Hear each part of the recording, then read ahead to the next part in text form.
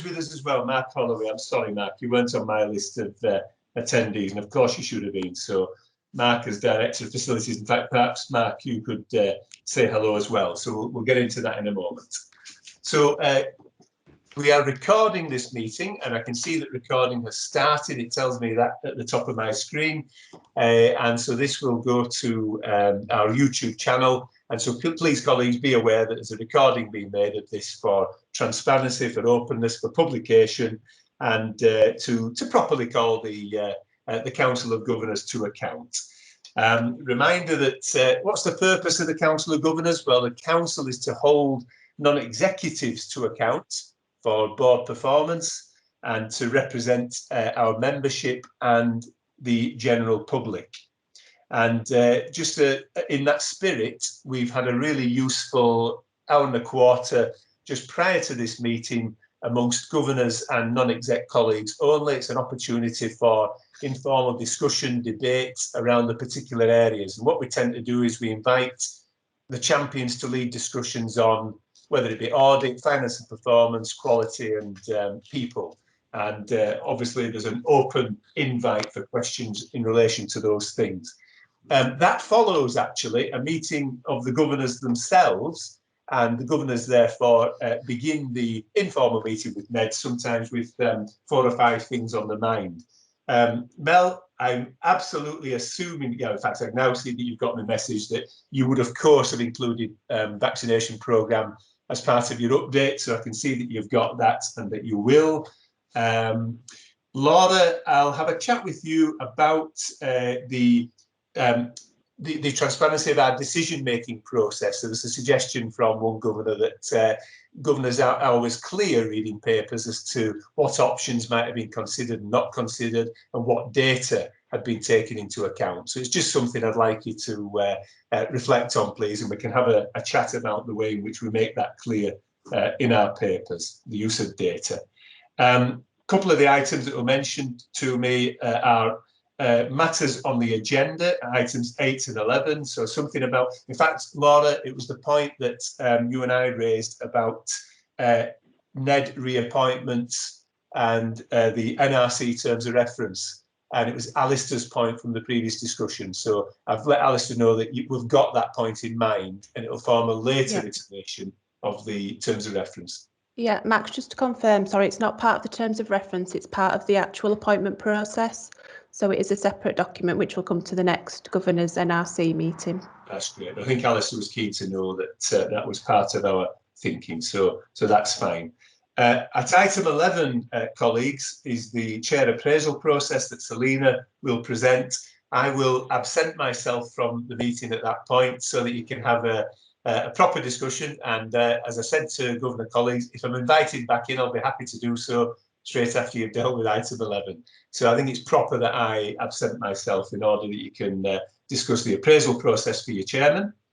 And just for colleagues to be aware of, it was raised with me again about the how governors can get to understand the business of our academies, and in particular whether we might accede to governors attending academy meetings as observers. Now, I've explained in the pre-meeting what NHS providers' guidance is regarding that. I do have concerns that it's the one and only opportunity for non-exec directors to sit in a closed meeting with exec colleagues and really get into different areas of scrutiny and questioning.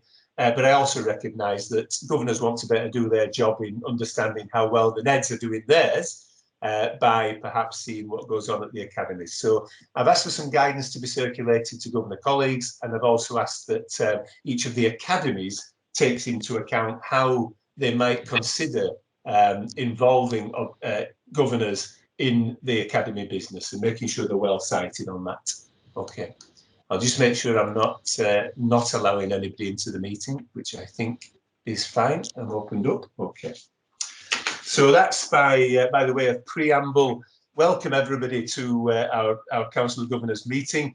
I think we can already quickly see our new Associate Director of Corporate Governance's stamp all over this. there's quite a number of matters to transact and to take for approval, decision and steer. So thank you for that, Laura, and welcome.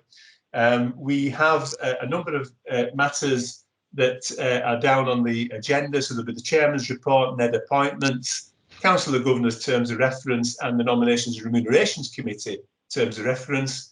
We'll hear from Wendy or David on the NRC report, our own membership of the NRC, the chair appraisal process, for which I will leave briefly, the quality report, locally selected indicator, Foundation Trust membership plan, some work we're going to do to refresh that, the Governor's Code of Conduct, Governor's Annual Evaluation and Skills and Knowledge Audit, the Governor Induction Programmes, and our work programme for the coming 3 years. So that's the intended business of the meeting. We'll then try and make sure we give at least half an hour's time to Mel to talk us through those issues the Chief Executive would wish to bring to our attention, and also to talk about Actors 1. So that arose from a previous action, a previous meeting, and we'll hear a bit about how we're trying to work well as a system. And believe you me, there's been significant changes at Bradford Teaching Hospital regarding the way in which we work together with local health and care organisations over the years. So there's some terrific work going on there as a system. You will have the reports from the board regulation committees of October and November, and Barry's audit committee from October to note.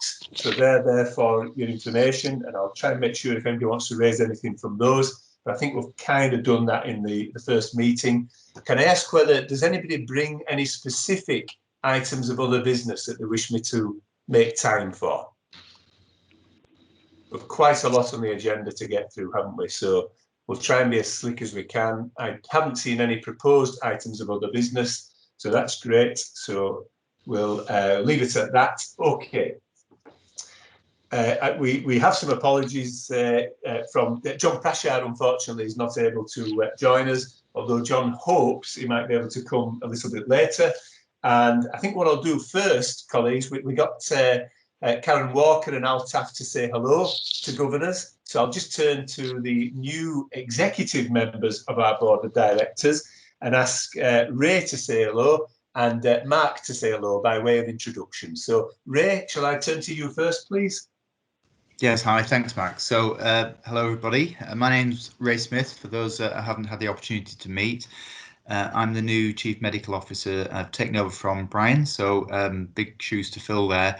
Officially as from the beginning of January. I've been a long-standing doctor at BTHFT, so going back a long time. So my first job was back in 1988, I think, in Bradford, and I've been a consultant in Bradford for the last 22 years. So I know the organisation very well. I'm very passionate about the organisation and its people, and I hope to make the acquaintance of as many of you as I can going forward. Thanks, Max. Thank you very much indeed, Ray. Sarge, I'm not sure if the governors would have met you as well, so perhaps ask you to say hello. I apologise if you were at the previous council. Yeah, I was at the previous meeting, Max, so people will have had the opportunity to meet me, but just in case, I'll reintroduce myself. So I'm Sarge Azeb, Chief Operating Officer here at the Trust, and I've been here since the 12th of October, having moved across from Leeds Teaching Hospitals, where I was Deputy Chief Operating Officer. Thanks very much, Saj. And indeed, of course, in my winter bulletin to you, governors, it was Saj who wrote the piece on our current performance of where we are. So, of course, thank you very much, Saj. And Mark, welcome onto the Board of Directors, and perhaps you'd like to tell governor colleagues a little bit about yourself. Thank you, Chair, and hello, everybody. So my name is Mark Holloway. I'm the Director of Estates and Facilities. So I've moved to Bradford Teaching Hospitals from Nottingham University Hospitals. And I've had various different estates and facilities director leadership jobs over the last 20 years nearly now in the NHS service. So my background is as a building services engineer. I worked in the private sector as a consultant engineer, moved into the NHS looking after what's known as hard and soft FM services. So what I look after for the organisation is the building, the engineering, the clinical engineering department, or biomedical engineering as it's sometimes called, and all the soft services around cleaning, security, patient movement, waste and food service, etc., along with the capital development team. And as probably a lot of you are seeing at the moment, we've got a lot of capital development on the go at the moment, which is fantastic here for Bradford. So hopefully that's a useful introduction for you all, and thank you very much. Thanks very much, Mark. That's very helpful. Thank you. Thanks. Okay. I'm just hearing Wendy might be trying to get into the meeting with us, and seeing she's lead governor, we really ought to let her in, didn't we? But I can't see any requirement for me to admit anybody to the meeting, David. So if you're in contact with Wendy, it might just be worth checking with her. Yeah, thanks. And I'll maybe ask Jackie to have a look at that as well. Maybe she's trying to link to the wrong meeting, as I did earlier today. So yeah, going into the last meeting. So if Wendy comes through, I'll let her in. Okay, thanks everybody. Knowing what the agenda items are then, and there are no other items of business, I declare my interest, my personal interest in item 11. So I'll absent myself for that item. Does anybody else declare any interest in these particular agenda items? Are there any personal interests that ought to be noted? Dermot, would you like to say something? Only that I am now officially part of the Actors One team in my part of my job.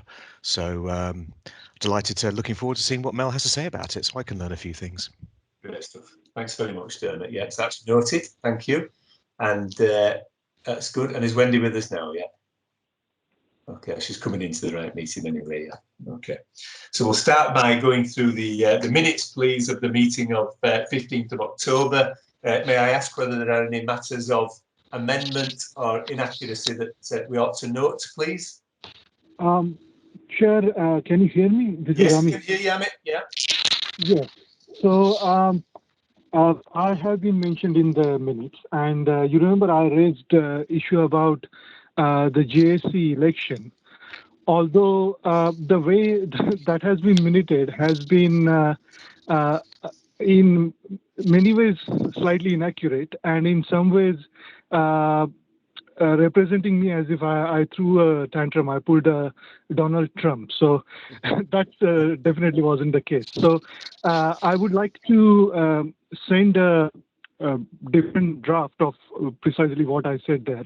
But the key points to keep in mind were that basically I was critical of the fact that there was this concept of linking the foundation trust to appointment to this body rather than treating all governors as equal. So I did not specifically say you should have more than one or any specific number associated with one foundation trust. I rather said decouple that concept of associating a governor with specific foundation trust and then saying, therefore, you are from that foundation trust. No, because once you are appointed to this body, you are acting in the best interest of health. You're not acting on behalf of this foundation trust. And that should reflect in the way these elections and nominations to these elections happen. So that was my first point. My next point was that I use myself as an example to say if I were to want to stand, then there will be a difficult choice for our governors to make. But why should they have to make that choice when the skills that are provided by the incumbent, by Pauline, and the skills that I may bring to this body are entirely different things. So just because we are labeled as Bradford Teaching Hospital, although we are very different people, the governors are being asked to make very difficult choice if I were to suggest to stand. The next thing I also mentioned was that the process was a little bit cursory in some respects, in that if you are being given just 200 words, then if you have got a rich, broad profile, there is only so much of it that you can put in the 200 words. Again, in 200 words, if you're trying to put both your motivation and your background, then that gives an obvious advantage to an incumbent, because the incumbent will be able to say, look, I've been serving you for the last 3 years, you know me, and then talk a little bit about motivation. Whereas for a new candidate from whichever trust, it becomes that much harder. And what I then did was I firstly supported Pauline's candidature on the point that she has been conscientious in her work. And then I also added a practical note to say it's also going to be easier for her to be re-elected given the 200 words limit. So that was the whole of what I mentioned, rather than simply saying I'm sad that I'm not being allowed to stand. Thank you, Amit. If you wish to send that amended note Yes, through, we'll make sure that's... Yes, I will send a proper draft. Yeah, we'll make sure that that's put to governors as a true record of what you intended. That's fine. Indeed, we do have a bit of an update for you on that, because we did take up the point and may well have addressed some of your issues anyway. But I'll pass to Jackie for that in a moment. Okay. Can I just make sure are there any other matters of inaccuracy or amendment that ought to be noted, please? Can we take Dermot? Yes. Just on mute, Dermot. I'm not quite sure which minutes it is, but I think it may well be the one from July, the closed board or something like that. But there was a reference to NED remuneration, and there were two different figures there. That was on document CG 121.3 minutes. Okay. Yeah, those will be dealt with at the closed meeting. Oh, is that the end? Sorry. Right. Yeah. Thank you. Is that okay? Yeah. Thanks, Jackie. Yeah. Okay. And I think we're still waiting for Wendy. There's nobody waiting to come in, David. So hopefully she's trying. Yeah. Okay. So yeah. So Amit, we've picked up on your points there. That's absolutely fine. We'll take the draft. The matters arising from the minutes, so we're going to take those as a true record of the meeting. The matters arising, there are 4 of those. I propose to colleagues that the second, third and fourth of those are all agenda items today in which those action items will be discussed. So action 2 on our list is item 13, action 3 on our list is item 14, and action 3 on our list is item 19 on today's agenda. Okay, so I'm going to propose that we close those on the basis that those matters can be discussed properly. But the first action actually did relate to the issue regarding increasing the number of nominations from individual trusts. And although we hear from Amit that it may not refer to exactly the point you were wishing to make, Jackie has pursued some of this and has a little bit more information. So, Jackie, would you like to share that with governors, please? Yeah, I mean, just to say, I did pass it to Pauline, and Pauline very kindly, Pauline Garnett very kindly got a response back from the representative of the GAC committee. So, and I'm sorry, I didn't hear everything that you were saying, Amit. So if some of it either crosses that or you know, kind of contradicts what you said, then I'm very sorry. But they were saying that their election rules currently state that there's 1 candidate per trust, and they cannot change that for this election. But they have said they will consider the comment when reviewing their rules for the next election. They did go on to kind of cite a number of reasons why they don't necessarily encourage more than 1 candidate per trust. They do say that, you know, kind of committees with more than 15 members risk being unwieldy and difficult to operate. The current structure does allow representation from across a number of different categories.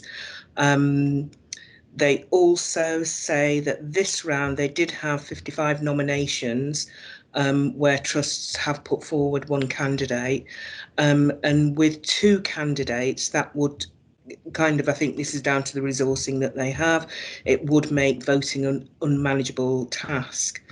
They do try and understand governor needs and issues from a range of different programmes and activities that they undertake. So as well as the Governor Advisory Committee, they've got several mechanisms to achieve this. This includes opportunities in their Governwell training programme, their virtual workshops, through their e-newsletter, through their National Governor Focus Conference. They also, you know, kind of talk about a dedicated email where governors are able to get in touch directly.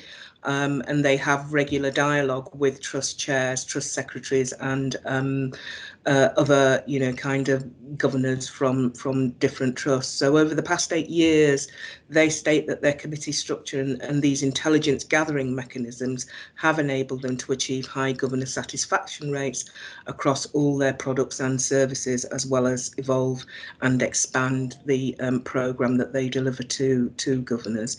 So kind of quite a general rounded response there from GAC, NHS providers. Thank you, Jackie. Amit, I'll let you have a final word if you wish on this issue. Yes, I mean, I've been hearing this going back to before this organization was called, became a committee of NHS providers. In a previous incarnation, it used to be called FTGA, and that had the same problem. The problem is not that there enough foundation trusts are not sending candidates. They are, as Jackie just said. The problem is that one foundation trust can have 2 really good governors for this kind of work. And it needs to be a combination of what those individual candidates are good for, which will be explored better if there is more scope for writing a longer statement and doing hustings and those kind of things. Okay.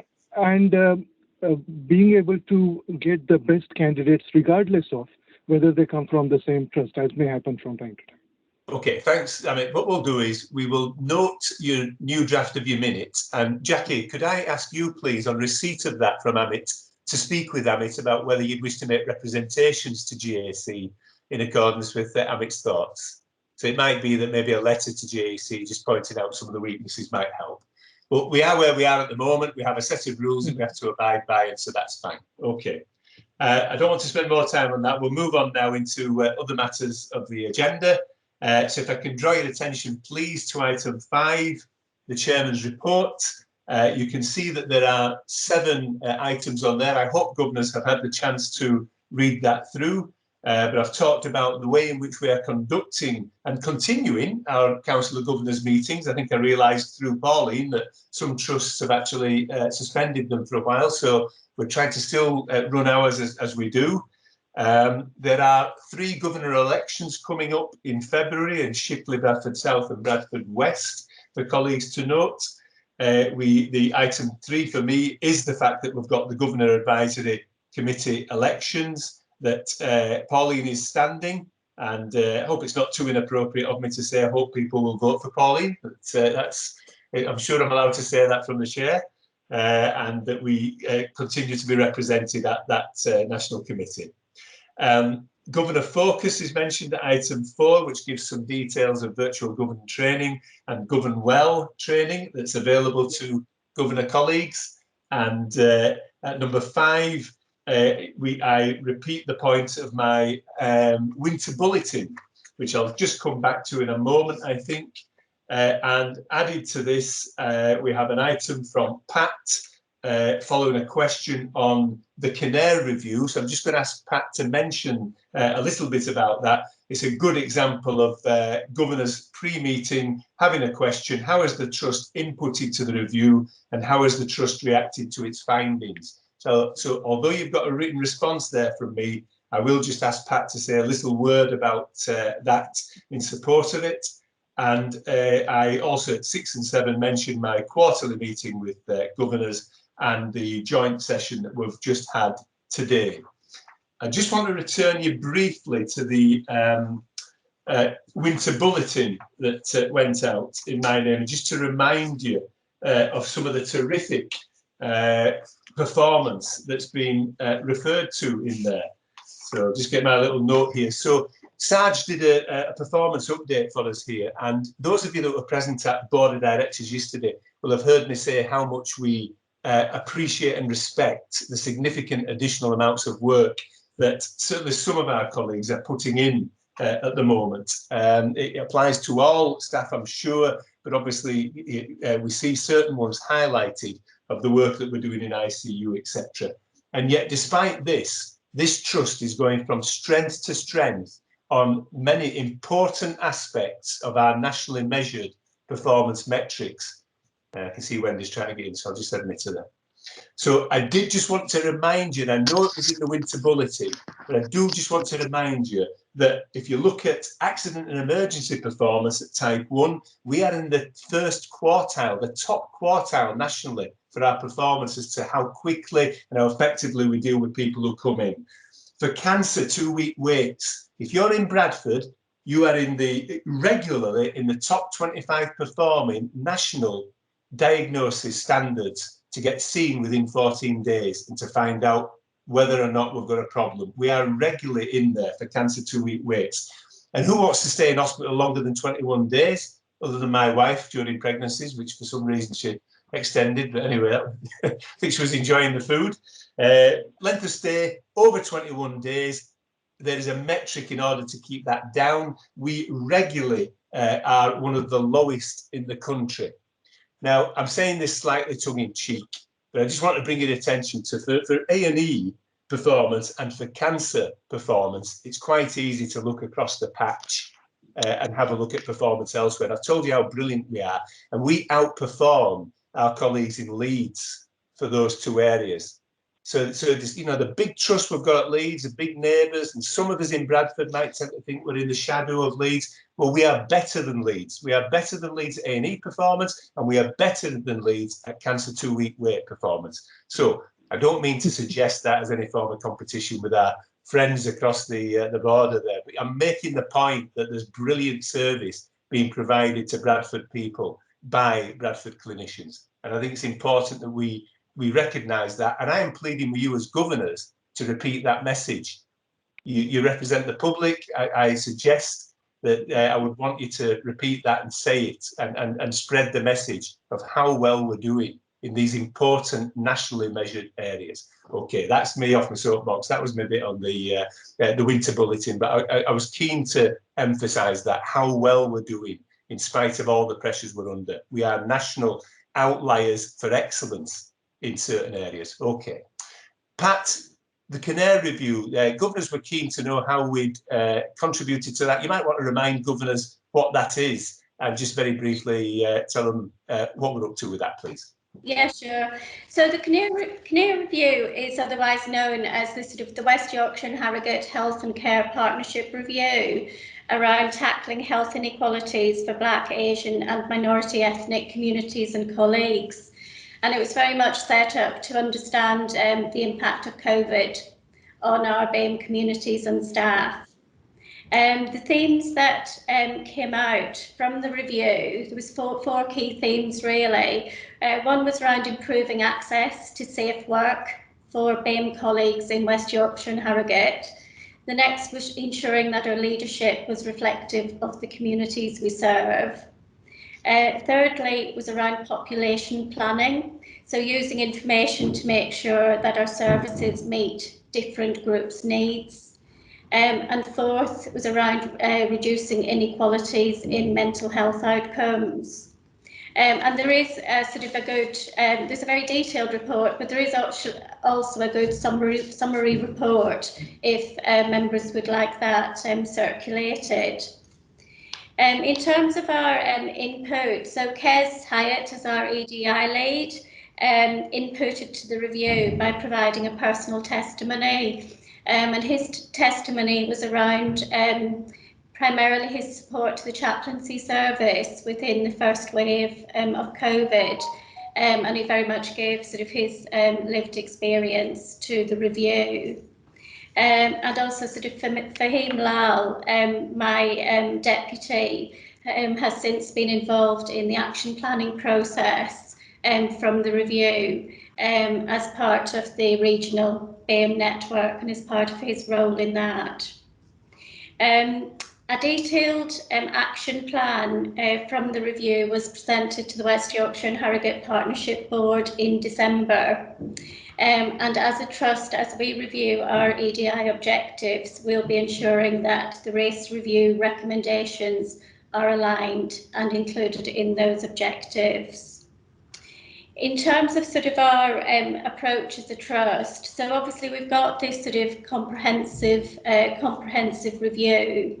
We also had in December the phase 3 letter phase 3 letter on operational priorities for next year, which was clear that addressing health inequalities was a priority for action this year and next, and that systems were expected to make progress. So in light of both this review and the national position, we have set up an Equality and Diversity Council within the Trust, which is going to be chaired by Mel as Chief Executive. And we've got a meeting next week. We've got wide-ranging membership on that, and the Council will have a very clear focus on the health inequalities agenda. And at the meeting next week, we'll be starting to agree our priorities for action, very much linked back to the recommendations that have come out from this review. Probably the other thing I would say is that we now do have a very active, we've got 3 active networks, but particularly our BAME network is very active, and I do have to sort of thank Kez for that. And we also have a core membership group who are leading and sort of taking forward pieces of work for us in the organisation. And then they again will be actively involved in taking forward the recommendations, and representatives from the networks will sit on the Equality and Diversity Council. Pat, would you like to remind governors what the other 2 networks are that we have? Yeah, so we've got the Enable network, which is made up of staff who have disabilities or long-term health conditions, and we've got our LGBT network. Thanks very much, Pat. Thanks. So, and as you heard earlier, Selina is all over this as well. She's going to be leading the People Academy, and we'll be watching closely with the development of the Equality and Diversity Council, which is a great idea, and will be personally led by Mel, certainly in the first place. So I think it's time for action there. So we'll be seeing some good action that way. Thanks. If colleagues are content to note my report, I will move on to the other matters of business. Yeah. So shall we move to? Somebody shout out. Alex, am I audible? Yeah. Yes. So first of all, my thanks to everyone who has worked on the outcome of Kinnaird review, because I was one of the governors who had brought that to attention of the trust. I think the trust has overall started this really well, and I hope the momentum continues.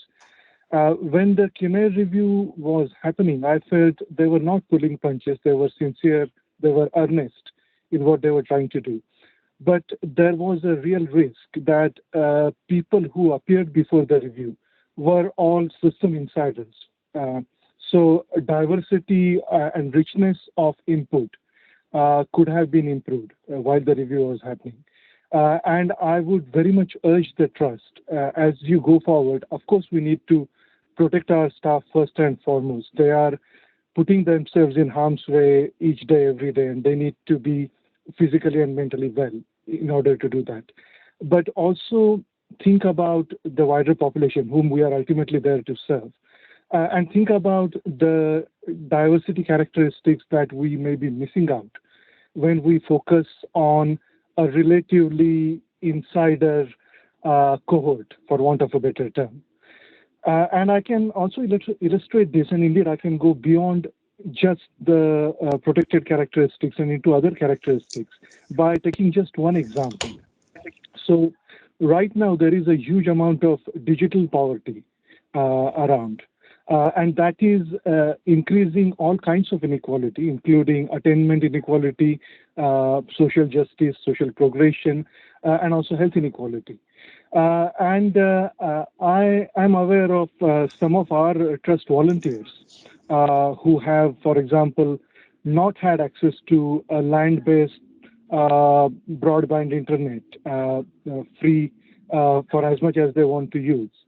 And in that circumstance, they have had to use their own out-of-pocket resources to get additional data on their mobile contracts. and they have, in some cases, submitted their expenses to the trust. And the trust doesn't have policies to deal with that kind of situation. So the trust has referred the matter to internal audit, and hopefully everything will sort out in fullness of time. But this is the point, when we are hyper-specific in our policies, when we don't consider people who are not just like us in writing down the policies, and then we don't have practical, expedient solutions when people are outliers, then that itself can be a form of exclusion. And even when things get right in 3 months, 6 months, 1 year's time, the delay in making these decisions, in being inclusive in the overall approach, can amount to a denial. Inclusion delayed is inclusion denied. So I would also like the trust to focus very much on how we can make our services really, really, really inclusive. So all services that are provided remotely, can we provide them on a 0800 number? So it doesn't matter if the person has access to really good broadband or not. Those kind of ways, because it's not simply about color of someone's skin. Exclusion and discrimination happens on all sorts of characteristics all the time.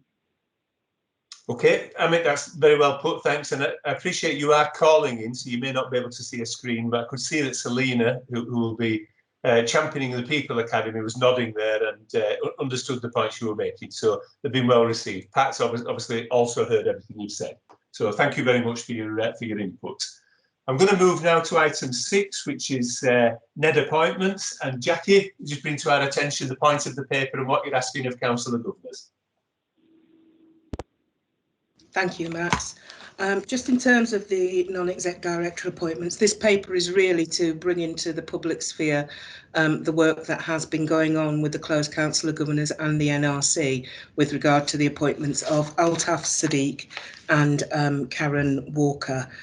You can see from the paper we had the various NRC virtual meetings on the 8th of September where they considered Altaf's appointment then. I mean, the governors have had this information in October, but due to various checks and things, we couldn't really, kind of release the names of the people who had been put forward. So it's really to note that Altaf was took up his post rather on the 1st of December. Having completed all the necessary checks and so on, joined the board on the 1st of December. And Karen Walker, whose appointment was initially considered by the NRC on the 15th of October.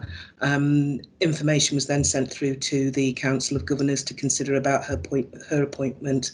They appointed her on the 20th of October. All the checks have been completed and Karen's now joined the board from the 1st of January. Profile information is included within the paper as well. This is also available online. Our communications team will be doing a profile on both Karen and Altaf to introduce them to our broader communities. There's section 3 within this paper which talks about Laura Stroud. Laura finished her term. She was actually reappointed by the council in July when they considered her kind of moving forward to a second term then. But unfortunately, shortly before the end of her first term, she tendered her resignation due to work priorities and so on. So it's just to let the council know, because this is an appointment that they're not necessarily responsible for the whole process for. They are responsible, though, for formally appointing her at a Council of Governors meeting. And so just letting the council know that moves are afoot with the School of Medicine in Leeds to seek a suitable replacement for Laura. Thank you, Jackie. Colleagues content to note? Yeah, thank you very much, everyone.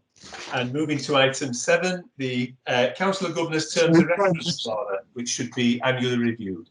David, did you want to come in? Sorry, yeah, just quick. Any idea on the timescales for Laura's replacement? I think Mel, you've been the latest to speak with the Vice Chancellor, I think, or the Dean at the medical school. Were you given any timescale? We were in discussion and Ray picked that up with the Dean. I don't know if Ray's had any feedback yet. I think it was around Christmas time, so we may not have had any yet. Ray, do you want to comment? Just on mute, Ray.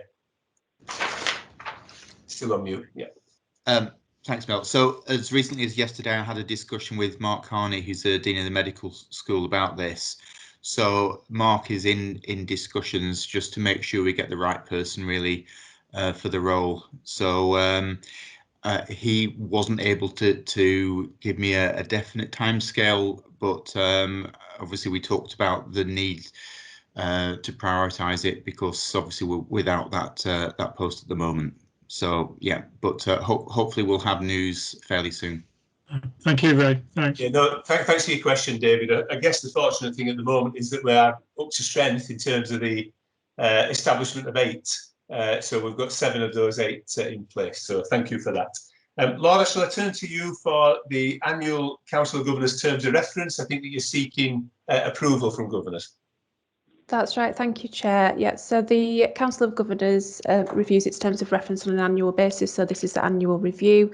We're not proposing any material changes as such, it's more changes for clarification. They're all included in the appendix as track changes, so I don't intend on kind of talking through each one, but happy to answer any questions on those proposed changes. Thanks, Laura. So again, just looking at governors, we've been asked to approve that. Are you content to do that, or does anybody require any further detail or questions? I don't see any objection. So we approve those Council of Governors terms of reference. Thank you. Mark, sorry, I think Wendy's put a hand up. No, I don't have a hand up. Oh. Are you waving at you, Wendy? There's too many people to wave, Wendy. You'll have to do the raised hand. Yeah, I'll bring you in, Wendy. Okay, do you want to unmute and? Yes, can you hear me? Yes, thank you. Yeah, I'm just referring to 7.35, known as the Council of Governors Engagement Policy.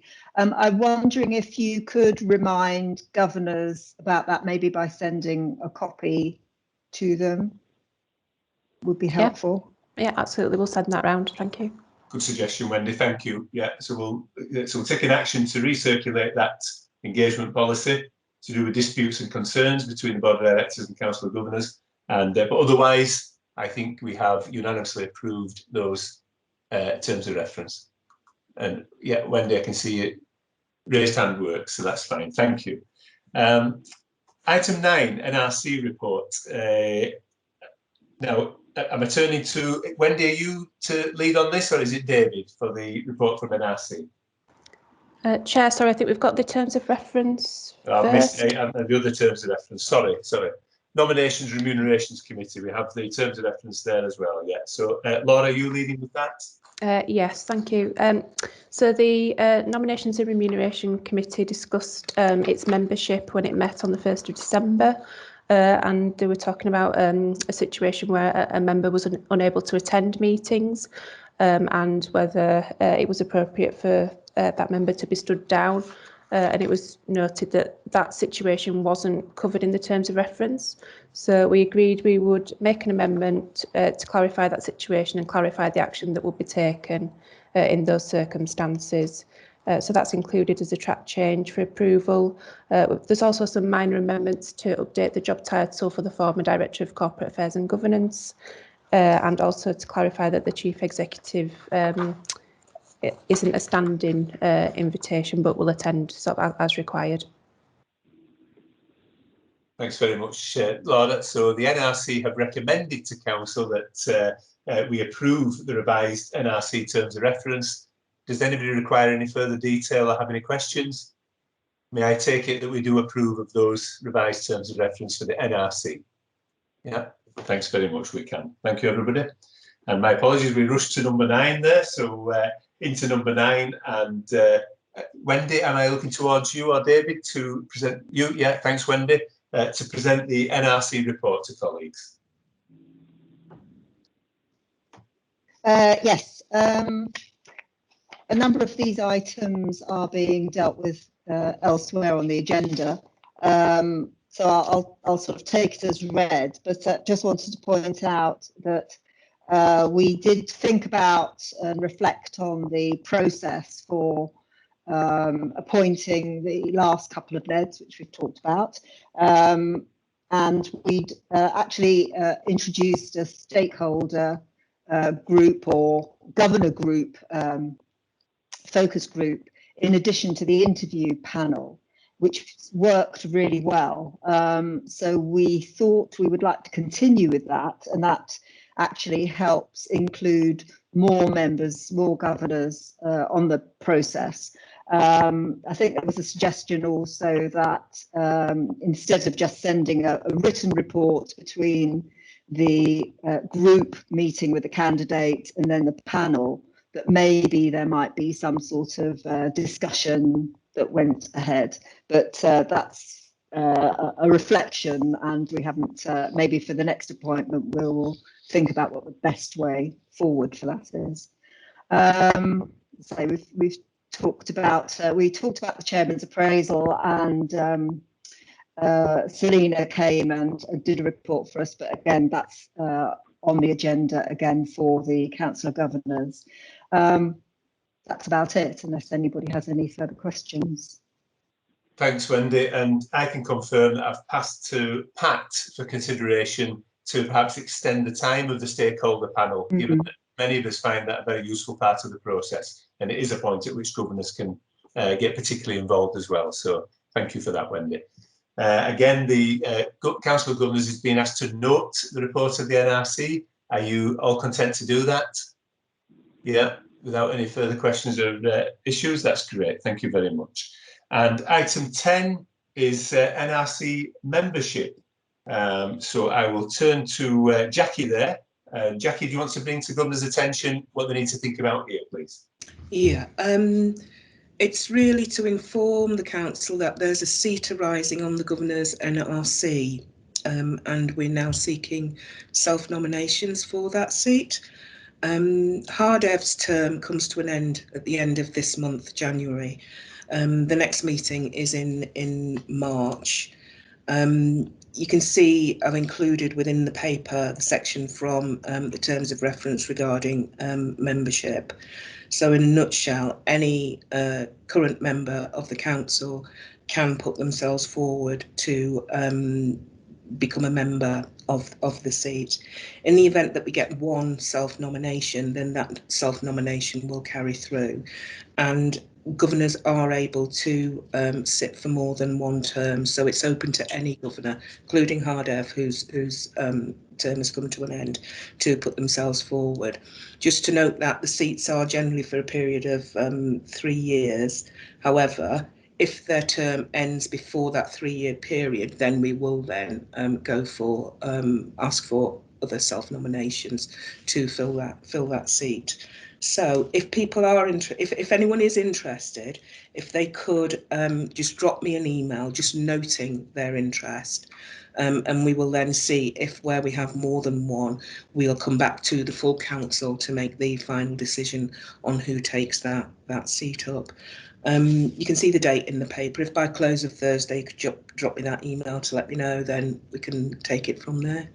So it's a week today, Jackie, isn't it? Yes. Week today, Thursday, 28th of January. Yeah. Thanks very much, Jackie. So again, this is simply being asked to note people content with the process, understand what has to be done. The terms of reference require 3 public governors, but 6 governors in total. So we'd welcome applications as necessary, and indeed from Hardev as well, should you wish to restand Hardev. Yeah. Everybody happy with that? Yeah, okay, duly noted. Thanks very much, everyone. We've come to item 11, at which point I'll perhaps hand over the chair to you, David. Selina's obviously ready to lead the discussion on the chair appraisal process. So I'll leave the meeting, and in the hope that you invite me back in, I'll come back when that comes through. Will Jackie do the inviting back in, or is that? I think Laura's going to do it, Jackie. Yeah. Right. You've got me set up to do that. So, you know, I am hoping I'm taking you through from item 12 onwards. Yeah. Cheers, David. Yeah. Okay then. Thanks, Max. Selina, do you want to take the floor? Thank you. Thank you very much. So I'm reporting back to council that I conducted the appraisal of the chairman in accordance with the chairman's appraisal process, which is agreed by the Council of Governors and the NRC. I conducted that meeting on the 12th of November, and as part of that process, I sent questionnaires to all the NEDs and governors.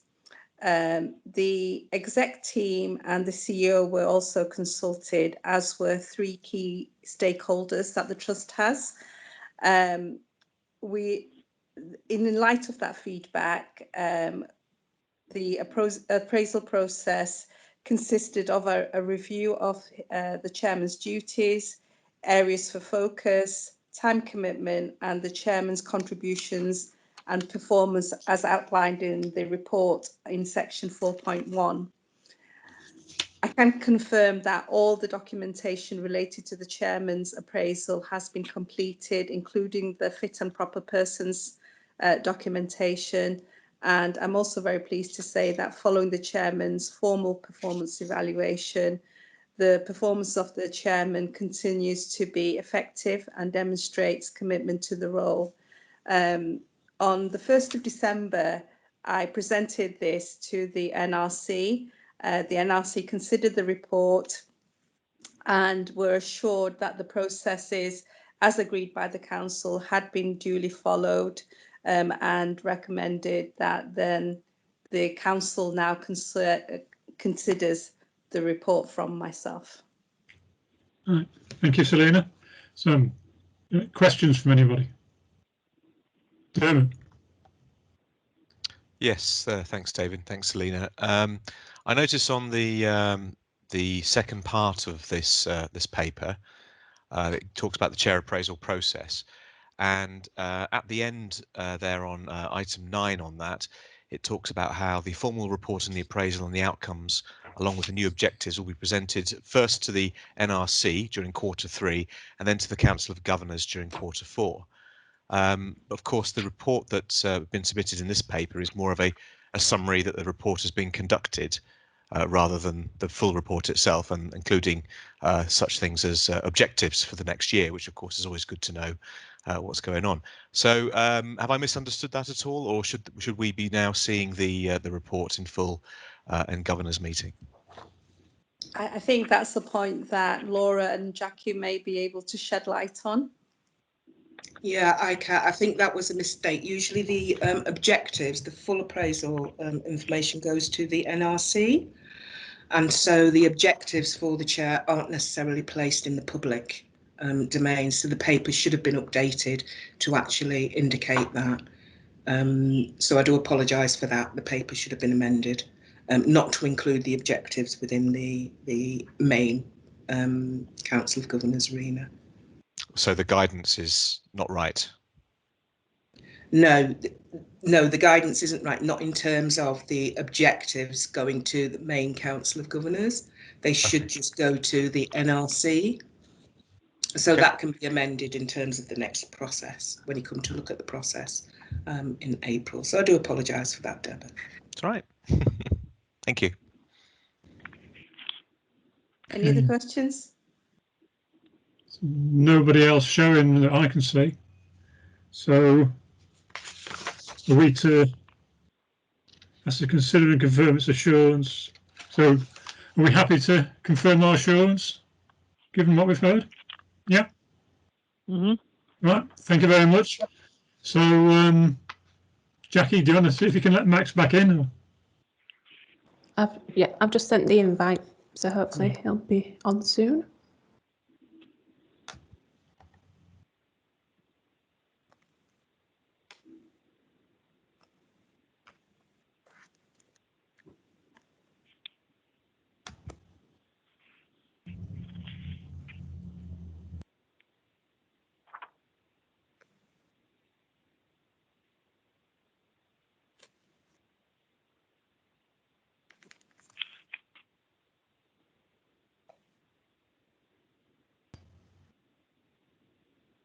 I think Max will be getting worried now.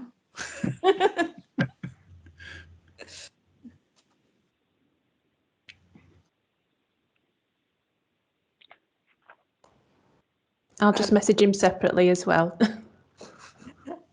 I just confirm. I had to wait for half an hour to get in. So I just confirmed that there are a number of suggestions that the NRC made. I have followed those suggestions up with the chairman, as you asked me to do.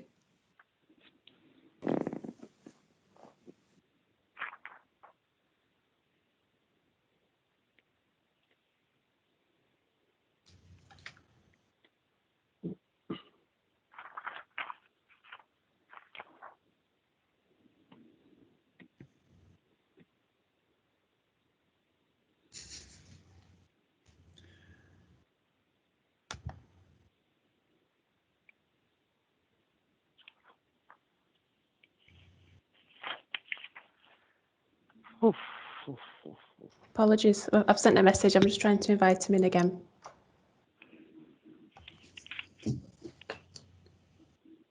So Laura, can you not just come in on the existing invite? Yes, I can do it that way. Yeah, I just said I'd invite him just so he knew it was okay to come back in. But I've just texted to say, suggest he comes back in on the original invitation. Yeah.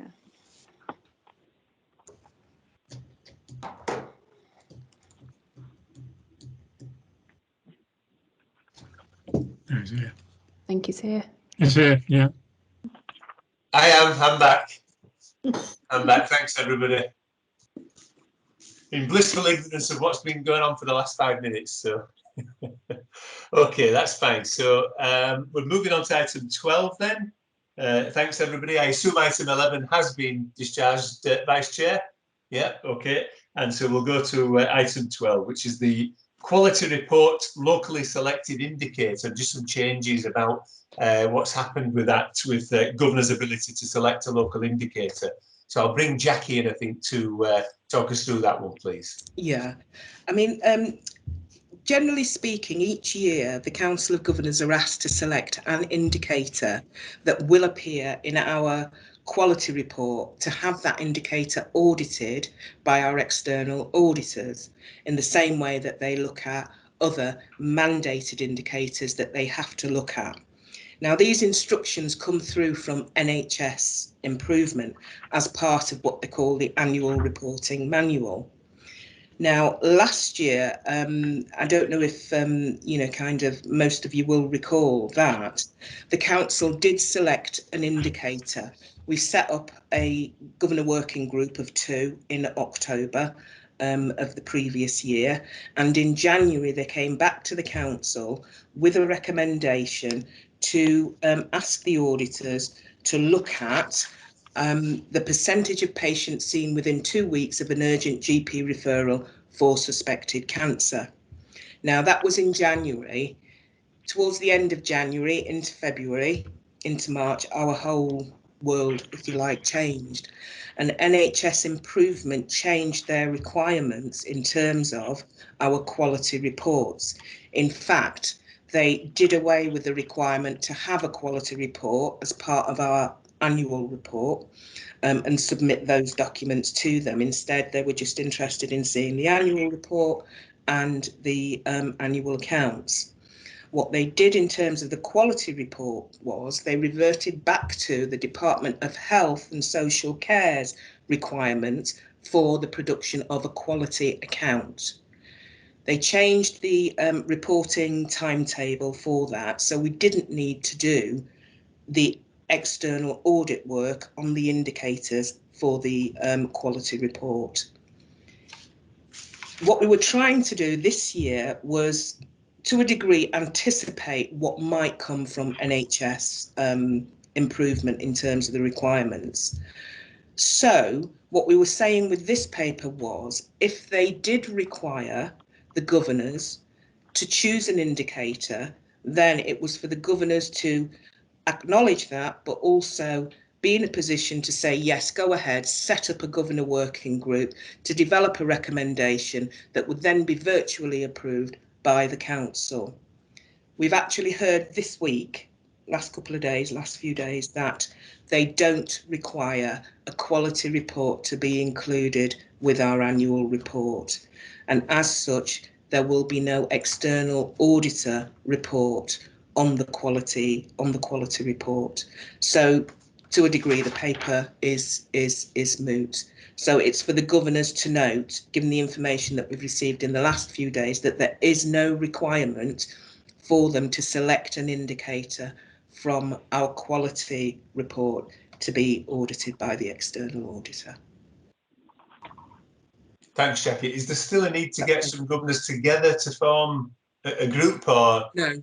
Is that now There's no requirement to do that. What they'll probably do now is we're still waiting to hear about the timetable for the submission of the quality account. Like we did last year, we'll still be required, I believe, to produce a quality account. Last year, they pushed the dates for that. And there's just a correction to the date in this paper here, where it says the date for the submission of quality accounts was pushed back to December 2019. That should read December 2020. So last year, if you recall, the quality account came to the board for approval in November. After it had been submitted to our external stakeholders, the CCGs, the Health and Social Care Overview and Scrutiny Committee, and the Bradford Health Watch. We'd also circulated it to governors for comment as well. It was finally published in December on NHS Choices after it had been approved by board. Thanks, Jackie. Thanks. So a governor's content to note those amendments. Obviously, you're cited on the papers anyway that come through board. You're able to see all those quality reports, for example, and our quality account is published. So I'll be content to note those amendments for the moment, those changes currently. Yeah, I think so. Thank you. There's no further comments. That's great. Thanks, everybody. I should just welcome Andrew Clegg, our Leeds University Governor. So hello, Andrew. Matthew, you've been able to join us as well, Director of Finance, so thank you. And I think we've Sarah Freeman with us as well, who Associate Director of Nursing. So you're very welcome, Sarah, as part of the discussions here. Okay. Shall we move to item 13, please, which is our Foundation Trust membership plan, and our intentions to try and perhaps make better use of the 40-odd thousand members this Foundation Trust has got. So, Laura, what's our thoughts regarding that, please? Yeah, thank you, Max. So I think back in March 2019, it was agreed that we set up a task and finish group to oversee the development of a membership plan.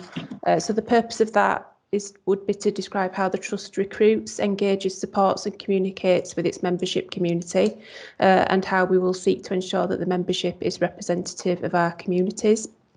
So the task and finish group was set up. An initial draft plan was presented to the governors in January 2020. At that point, it was agreed that further work was required on the plan. But since then, it hasn't been progressed due to COVID-19. So we'd like to restart that work now to get the plan developed, and we'd like to set up a task and finish group again. So if any governors would like to sit on that, please get in touch with Jackie to let her know, and then we'll make the arrangements there. And we're planning to present the draft plan to the governors in July for adoption. Thanks very much. Is there a timescale to that, Laura, for when you would like people to get in touch with Jackie? I think if they can let us know within the next couple of weeks, that'd be fine. But we'll send a reminder as well. That's great. So it'd be great to get people involved there. We're trying to think of more innovative ways to engage with our total membership. We have a number on emails, so we can actually send them our bulletins, for example, and updates. But I think there's more we could do. So we'd look forward to your input into that, please. Okay, and in the absence of any further questions, it looks like you're all content to note that. And hopefully, if you're interested in getting involved with engaging with the membership, do please drop a note to Jackie and let's get going on that. Next item is item 14, the Governor's Code of Conduct. And again, I think I'm turning to you, Laura, to bring to our attention again, a hope for governors to get involved in some work on the Code of Conduct. That's right, yes. So again, this is a piece of work that was paused last year following the departure of the Director of Governance and Corporate Affairs. So we'd now like to get that started again, and we'll set up a review group. And as you said, we'd like to invite governors to take part in that. So if anybody who's interested in that could let Jackie know by the 5th of February, and then we'll get that work going. And bring a draft code to the next Council of Governors meeting for approval. You see, you can tell Laura's with us now, can't you? We're getting a grip of all these things to be done. So again, hopefully those governors with a particular interest in the code of conduct, how it should be applied, we'd be grateful for your volunteering. Please do step up and let Jackie know if you can support that by the 5th of February. If people are content to note that bit of work going on, that's great. Thank you. Item 15 is the annual evaluation of skills and knowledge audit. And again, I think I'm turning to Laura to talk us through that. Or is it Jackie? Has Jackie got this one, Laura? Yeah. Yeah. Jackie, if you'd bring to Governor's attention what we need to know. Yeah, just in terms of this one, there are two parts to this. One is the completion of the skills and knowledge audit, and the other one is the actual Council of Governor evaluation programme. So you'll notice there are kind of two templates on here, two toolkits on here.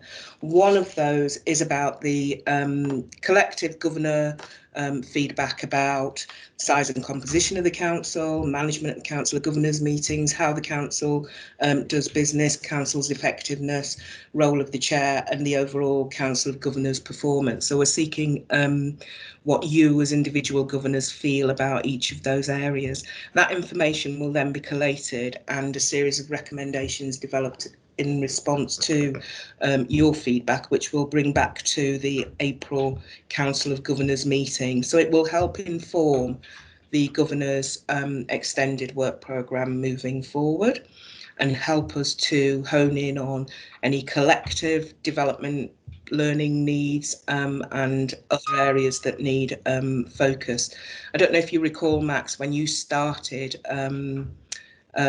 we did, kind of look at a previous governor's annual evaluation and look at setting some objectives and so on. One of those was around membership, which we've attempted to follow through on, but that's been slow. But as Laura says, we'll be picking that up again. And so it does give a good measure for kind of tracking, setting number of objectives for the council moving forward and for the trust in terms of supporting the council. The other one is the skills and knowledge audit. Now, we haven't undertaken one of these with governors for quite some years. And I know that it's useful for governors to understand the skills and experiences of their fellow governors. It's also useful for the trust to understand that as well, in terms of being able to support specific pieces of work, but also to be able to kind of use the governor's expertise most efficiently, most effectively within a number of different areas. It's also useful for us, I think, to know kind of how our governors operate out there in the communities, if you like, and what support might be needed, what support, kind of we could provide, or, kind of maybe look at other training and development needs on an individual basis that governors might benefit for and that the trust is in a position to provide. So again, it complements the annual kind of Council of Governors evaluation, I think, kind of quite well, and also helps governors to get to know each other as well as the board to get to know governors, and also our organisation to get to know governors better. So what we're asking is for you to review that toolkit, have a look and see if there are any kind of questions that you think should be included on there that we haven't included, and if you could let us know before the 1st of February, when we hope to send this out, then we can, kind of review those, take a look at them, see if we should include them, send everything out to everybody on the 1st of February, and then expect responses back from governors by the 26th of February, which gives us time then to kind of really sit down, have a look at what people have said, analyse it, and then report back to the council in April. Okay, Jackie, thanks. So you'd welcome feedback on whether any amendments would be useful, and by the 5th of February, I think you said, and then we'll get it out and have it back completed by the 26th of February. That's fine. Yeah. Pauline, would you like to come in? Hello. I was just wondering whether we should think about evaluation after each Council of Governors meeting, just to capture, because sometimes you can get, maybe some information or just some feedback, just to find out how, it was performed. Was there any issues, anything that we would like to see a little bit different, but I think it would be good just to be able to capture that on a regular basis when it's quarterly. Yeah. Sound reasonable, Jackie? Yeah. I think so. Yeah, good suggestion. Yeah. Thanks, Pauline. Yeah. Thank you. Otherwise, colleagues, content to note and to abide by the timescales requested, please. Yeah. Okay. Thank you. We'll do that. And paper 16 is the Governor Induction Programme. Again, Jackie, do you want to just bring that to our attention what that's about? Yeah, again, over the years, we've fallen into a particular pattern in terms of how we deliver our governor induction. So we haven't reviewed it and so on. So it is due for review and refreshing and, you know, kind of reinvigorating, if you like. At the moment, they're kind of two standard modes that we have. One is for individual governors, we generally have a welcome meeting. We send them an information welcome pack. We give them a lot of paper-based information or information that they can access on the website and so on. A lot of heavy reading. There are initial meetings, face-to-face meetings that involve meetings with the chair and a meeting with myself, usually now it would be Laura, and with Sheridan to go through housekeeping as well as to have a general talk about how the council operates and so on. A bit further down the line, what we do is we try and introduce people to our estate with a tour of generally the BRI and St Luke's and where possible some of our community sites. That's with our estates team. We also introduce them to our research, well, the Institute of Health Research, a session with John Wright and tour of the building and so on there, meeting people over there, and also looking at our education team, looking at the facilities that are available, particularly in relation to, you know, kind of the trust as a teaching hospital. We also then usually schedule in sessions, face-to-face sessions with our executive directors, just to find out about their portfolios, who they are, what they do, and you know, kind of current areas of focus. What we haven't been able to do with the current kind of crop of governors who came in around December 19 into early January is actually offer any of the site visits or sessions with executives. So we want to kind of remedy that, but also what we need to be looking at is setting up what we used to offer every 3 years, we kind of missed a year, is a collective governor induction, which is about the here and now. So we need to plan that and make sure that we cover all the key areas that are, you know, kind of important to the NHS, how we operate, where we operate, what we do. A lot of those things will be similar to the areas that we covered previously. It would just be that governors receive updated information. So it's about helping to plan that you know, kind of large scale all governor induction programme, where it doesn't matter how long you've been a governor, because it's useful for people to be on the same page. So it's about planning that session, what that would look like, a template for that, which we can then replicate, you know, kind of over the years, but also changing from it being predominantly face-to-face to how do we use remote technology to deliver a number of the elements of the governor induction programme, so that we can then, you know, kind of use that as a model for individual and collective governor induction. So it's just getting a group of people together, small group, to look at what an individual programme might look like and what we need for delivering our all governor induction. Perfect, Jackie, thanks. What exactly is the ask of the so council on this occasion? A number of governors to get involved to help undertake that review and develop the new programme. We're looking for at least 3 governors. And if people could let us know by the 5th of February, we're looking to deliver, I think, it back to the council for consideration and adoption in July. And then after July, we would schedule in all the different elements and things that we need for the induction and get that underway. Great stuff. So governor colleagues, help us create the best induction we can for governors and get people up and running as soon as we can from joining us. So thank you for that, Jackie, and especially to be addressed by 5th of February. I should just say in all this, I mean, we've 12 items of business to transact here fairly quickly, and I want to give Mel as much time as we can, because we want to hear from Mel, obviously, about how the hospital is going, how things are running.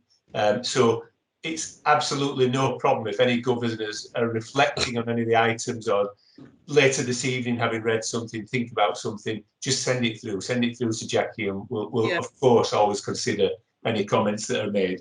In the spirit of trying to get through this business, I appreciate it, and I'm going to take it that we've all noted that particular point as well. So the last item on this particular business is the Governor Work Programme, Laura, and your thoughts about the coming 3 years for what we'll do as a Council of Governors. Thank you. Yep. So the work plan for the next 3 years is attached. So that gives details of, you know, the standard reports that will come to each meeting and the statutory duty and responsibility related items. And we've also added at the bottom the topics for upcoming development sessions. We need to confirm kind of dates and times for those yet, but we've got a few topics planned in for those.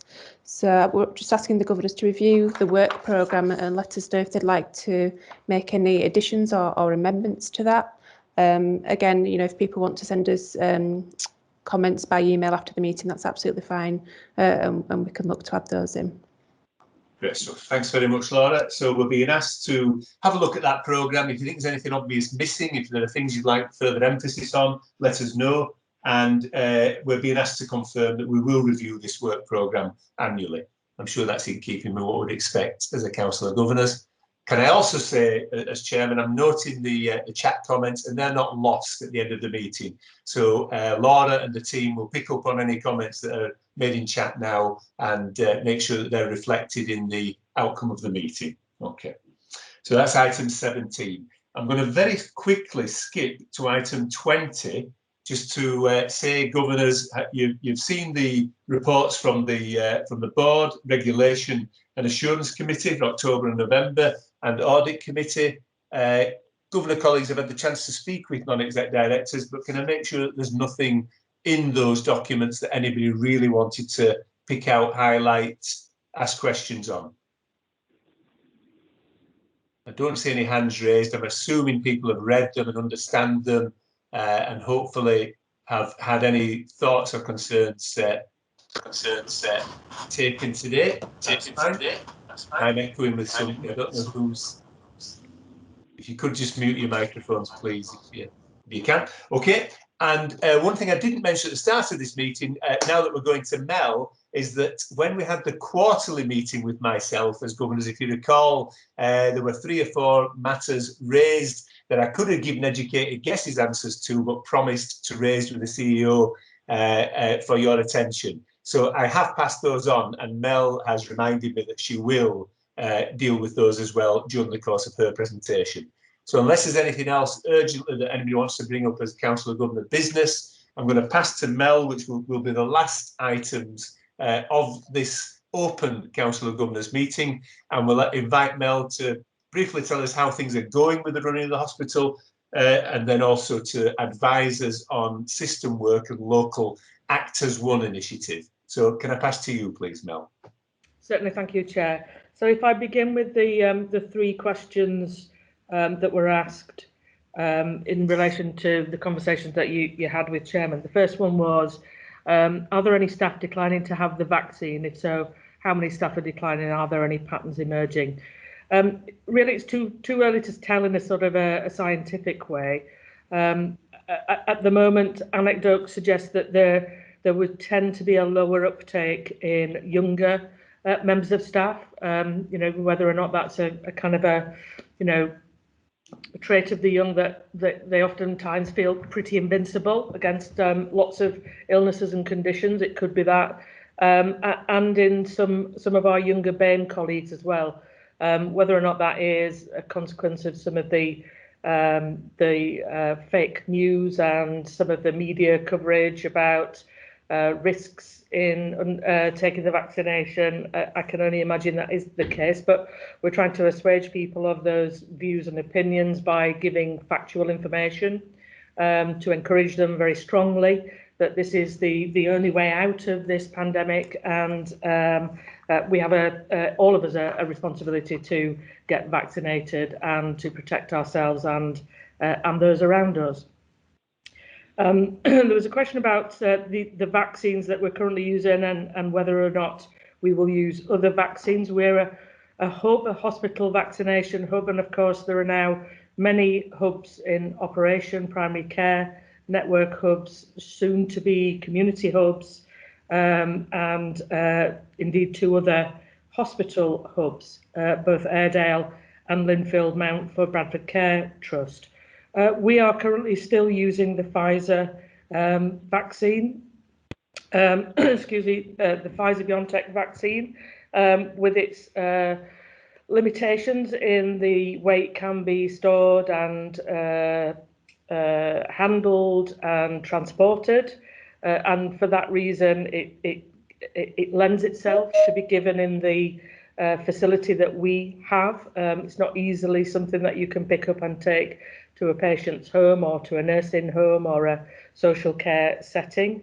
We have the stability, we have the storage equipment to make it safe to use, some very low temperature freezers that are required to keep it stable and safe when being handled. Of course, there are other vaccines that are now emerging and being licensed to be implemented. The AstraZeneca one, the Moderna one, and of course in Bradford we've been heavily involved in the trial for the Novavax vaccine. Lots of participants across our communities involved in that, with Professor Saralea leading on it, and that in time we hope will be found to be efficacious and licensed and begin to be deployed. Staff reporting any signs and side effects from the vaccine.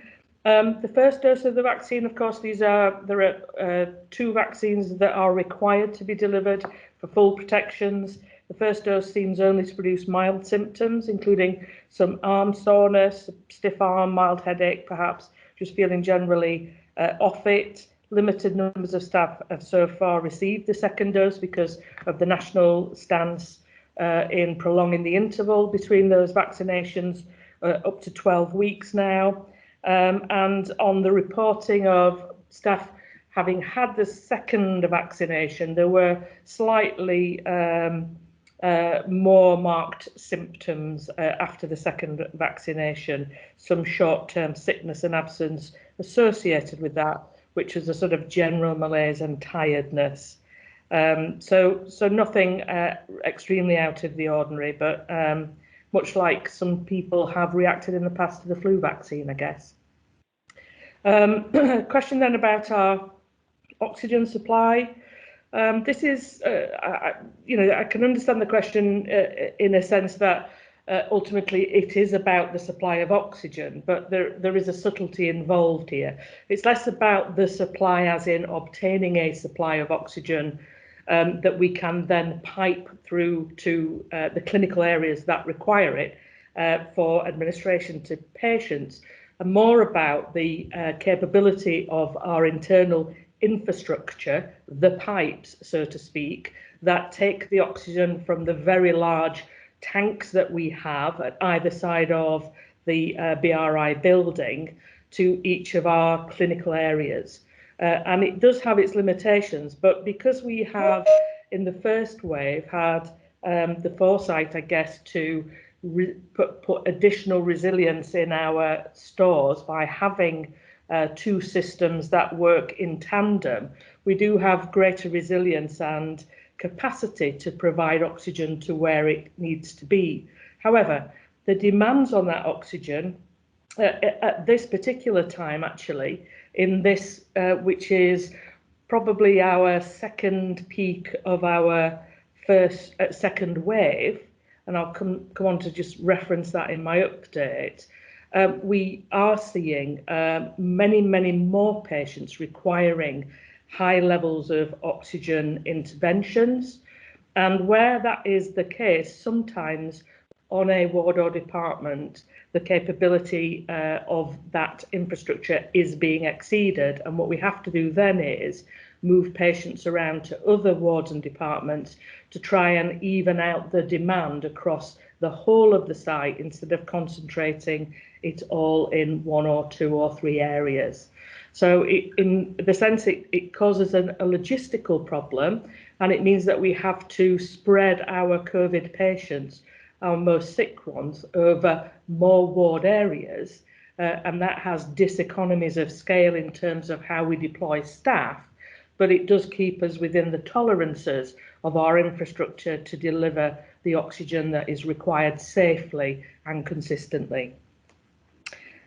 So I think they are all of the questions, Max.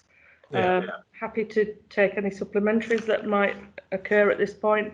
If not, I'll just go straight into my update. Yeah, that's a complete record of the questions that arose that I couldn't answer myself, Mel, or be certain of accuracy in my response. So, yeah. Alistair, I'll bring you in, and then we'll let Mel continue with her update. So, Alistair. Very short question, Mel, around the vaccination uptake. I just wondered if you said it's it's younger people, perhaps on average, are less likely to uptake. I just wondered if you saw a gender difference, and the reason I'm asking is in a different setting I've come across a view amongst young women that it may affect their fertility, and this was a hospital setting and it was a health professional, so I just wondered if you'd come across that. I'm going to bring Karen in. I think Karen's on the call just to say what our sort of hospital data says, if anything, at this point. But I will concur, because I came across 2 members of staff in Marks and Spencer's, and we were chatting, and the first question I asked is, have you had your jab? And both of them said, no, I'm not getting it. And therefore ensued quite a long, prolonged conversation in which I was attempting to persuade them that it was safe to do so. But one of the reasons why one of the individuals did not want to take it was for that very reason that you've described. Karen, are you able to? I think Karen might have dropped off the call, as you know. If she has, she's probably gone to a vaccination thing. We may not have the numbers, Alistair, in any event, but yes, you're right. I know. Yeah, I just want to make sure you're aware of that issue and therefore the conversations. Yeah. Okay. Thank you. I'll just go on to our my update, and it will be largely as I delivered at the board yesterday, and that is available on YouTube, as this will be in due course. But it's October the last time I think that we came together in as a Council of Governors, and October was the time where we were kind of very much in the throes of the second wave of the pandemic that started really in the beginning of September, when schools went back and universities went back, and little bits of normality started to resume, and then inevitably, I guess, there was an increase in the prevalence in our community. A couple of weeks later, then we begin to see admissions. A couple of weeks later, after the admissions, we begin to see demand for critical care start to increase. Our peak in the second wave was an inpatient number of 178. And since that time, the inpatient numbers began to reduce slowly, down to a low of 83 over the Christmas period. Now, whilst all this is happening, of course, we have been very attuned to the media coverage of what has been occurring in the south and the southeast of the country, and the experiences probably most notably in London, where over time, quite quickly, there was an increase in the amount of prevalence and the number of patients being admitted to those hospitals down there, with a fear, I guess, that much like the first wave, that would begin to creep up the country, and to a certain extent it has done that, because in the Midlands it's now reported that the Midlands are under as much pressure now as the south and the southeast. Correspondingly, from early on in the new year, our own COVID number of patients steadily began to increase from that low that I've alluded to of 83, and today's figure is between 140 and 150 inpatients who are either confirmed COVID positive or highly likely to be when we get their test results. There are differences in this second wave in some ways, and this new variant, which was heralded to be the cause of the sort of exponential rise in the south and southeast, is indeed accounting for between 50 and 70% of all our new inpatient cases. So it's not a matter of when it gets here, it very much is here already in Bradford District and Craven. And whilst the clinical presentations initially are very, very similar and consistent, it appears that our inpatients now are requiring much more intense critical care and are of a younger age group this time. So today we have a pretty full ITU, plus approximately 40 people on non-invasive ventilation of some description to support their breathing.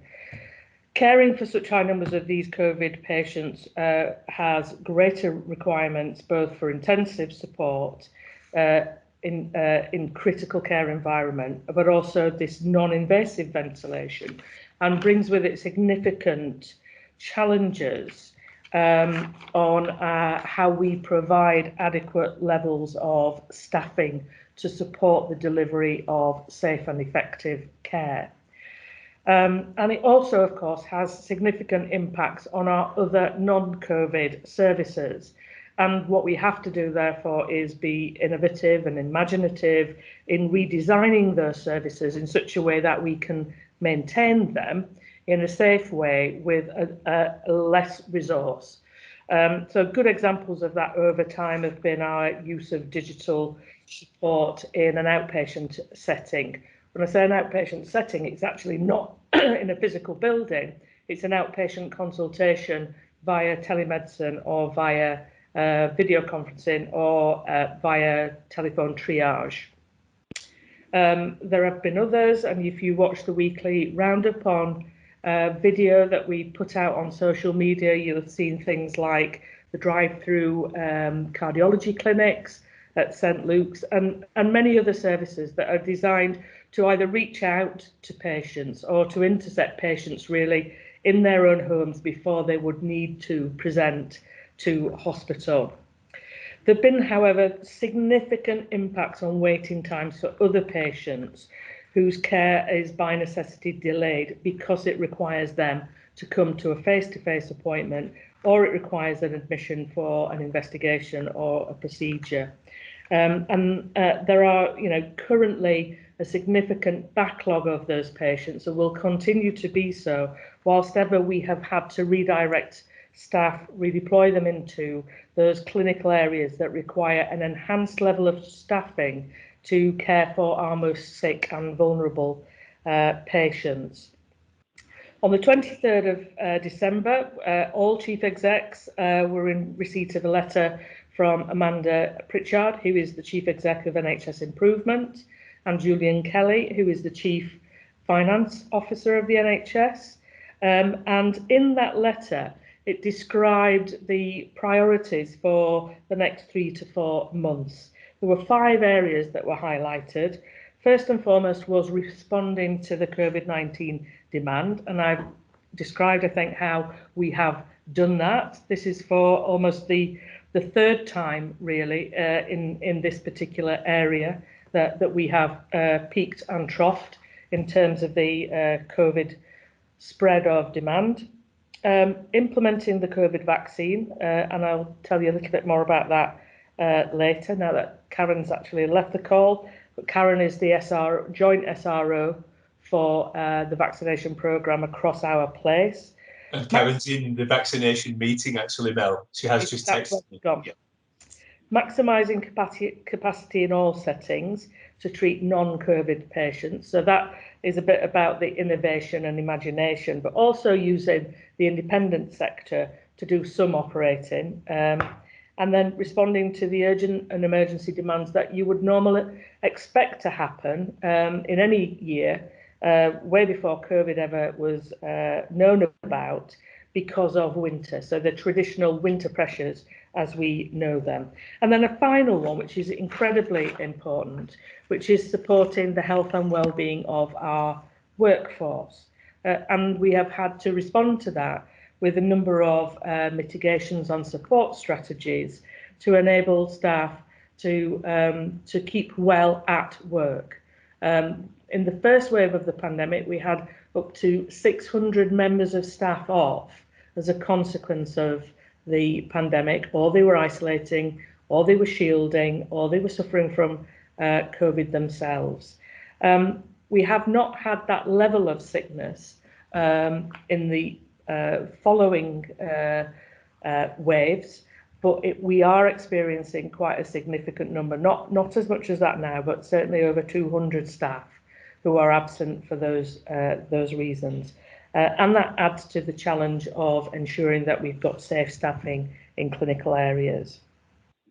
There is also a requirement for us to turn our attention to, as we would in any normal year at this time, to planning for the forthcoming year, for 21-22, both in terms of an operational plan that usually responds to the expectations that are articulated by NHS England, and to develop a financial plan that allows us to live within a financial envelope of our allocated resources for the same period. Ordinarily, that comes with quite a lot of detailed guidance to inform those expectations and to elaborate on them. But at this time, the NHS is so very, very much consumed with dealing with the pressures of COVID at a national level that the normal planning information has been delayed. Notwithstanding that, we as an organisation are having those conversations in any event in response to those 5 areas that I've already articulated, because we can't really wait for more detailed guidance. We know what needs to be done, and we know how to prioritise the actions that we think will best respond to those. In terms of the staff resilience, we have invested in psychological support. We have invested in facilities to provide staff breaks and downtime whenever they can sort of disrobe from their PPE and take a minute to themselves. We are trying wherever it's possible to make sure that staff have proper breaks and proper annual leave where it's possible to squeeze that in. It is incredibly hard to do that, and staff are reluctant to even contemplate leave in some instances when they know that that will leave wards and departments short. And in many respects, we should be incredibly grateful that staff are willing to go the extra mile to support colleagues and to provide that degree of commitment and care to our patients. But it does ultimately mean that in not too short a time, having gone through 3 waves of this, that our staff are becoming more and more exhausted and emotionally drained, and sometimes just a thank you goes a long way, but oftentimes it's just not enough. So we need to be really, really cognizant of that. And we do try our best. We've invested heavily in psychological support for either on individual basis or on teams basis. And we are minded always to respond positively to anything that staff suggest will make their lives better. And that's certainly been our mantra throughout the last 12 months. Because I'm going to come on and talk about place separately, and I can capture much of what I said yesterday, that was all I wanted to share at this point, Chairman. Happy to take questions. That's really helpful. Thank you, Mel.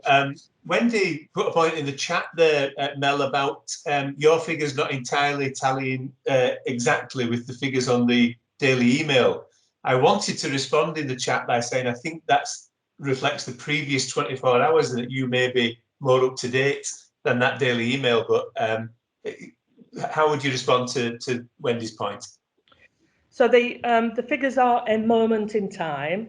or in the 24-hour preceding period. In any given day, the numbers will fluctuate by a factor of between 20 and 30, because we will have a number of discharges and a number of admissions. So it's not an exact science, but it's right at a moment in time. Thanks very much, Mel. Yeah. And did anybody else have anything further that they wish to raise with the Chief Executive? I picked up on, in the earlier meeting, Mel, there was a suggestion from a couple of the staff governors just to keep a balance in messages regarding how hard and difficult some people are finding it, that if they keep being told that, it can sometimes have the effect of staff members feeling that they should feel a bit down and exhausted and tired. There was a suggestion that actually staff sometimes are quite resilient and able to bounce back themselves. So I did promise I'd pass it on to you. I know how positive you are in the messages you give, but it was a suggestion made in the earlier meeting. Alistair, would you like to come in? Yeah, thanks. Mel, I've wondered if post-COVID, I don't really mean post, because I'm not sure there'll ever be a post, but post the situation we're in, you know, close to a peak and so on, when COVID becomes whatever it's going to be as part of the normal course of life, i.e. a less acute situation, I'm wondering if there could be an exodus of staff who are just exhausted and kind of have had enough of a long period in a sort of acute period. And I wonder if you have that on your risk register, that there could be an exodus of staff in I don't know, 6 months, a year, 2 years, and you may have different problems to face as a result of that.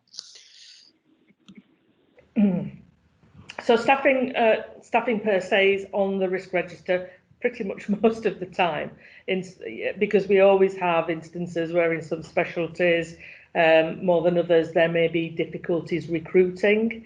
At the moment, you know, it's about recruiting enhanced numbers of staff.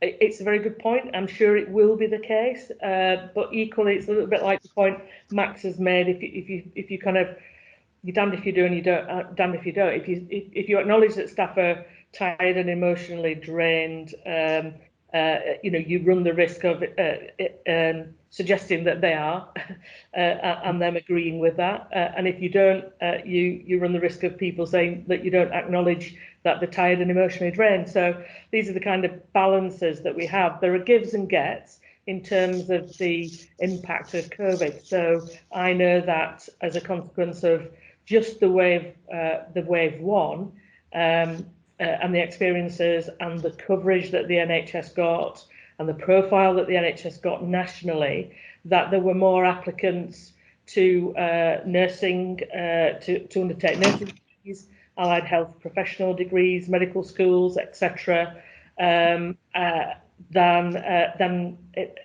anyone could ever remember. So it had provided a stimulus for people to consider careers in the NHS. Equally so, there will be, I'm sure, people who say this isn't for me anymore.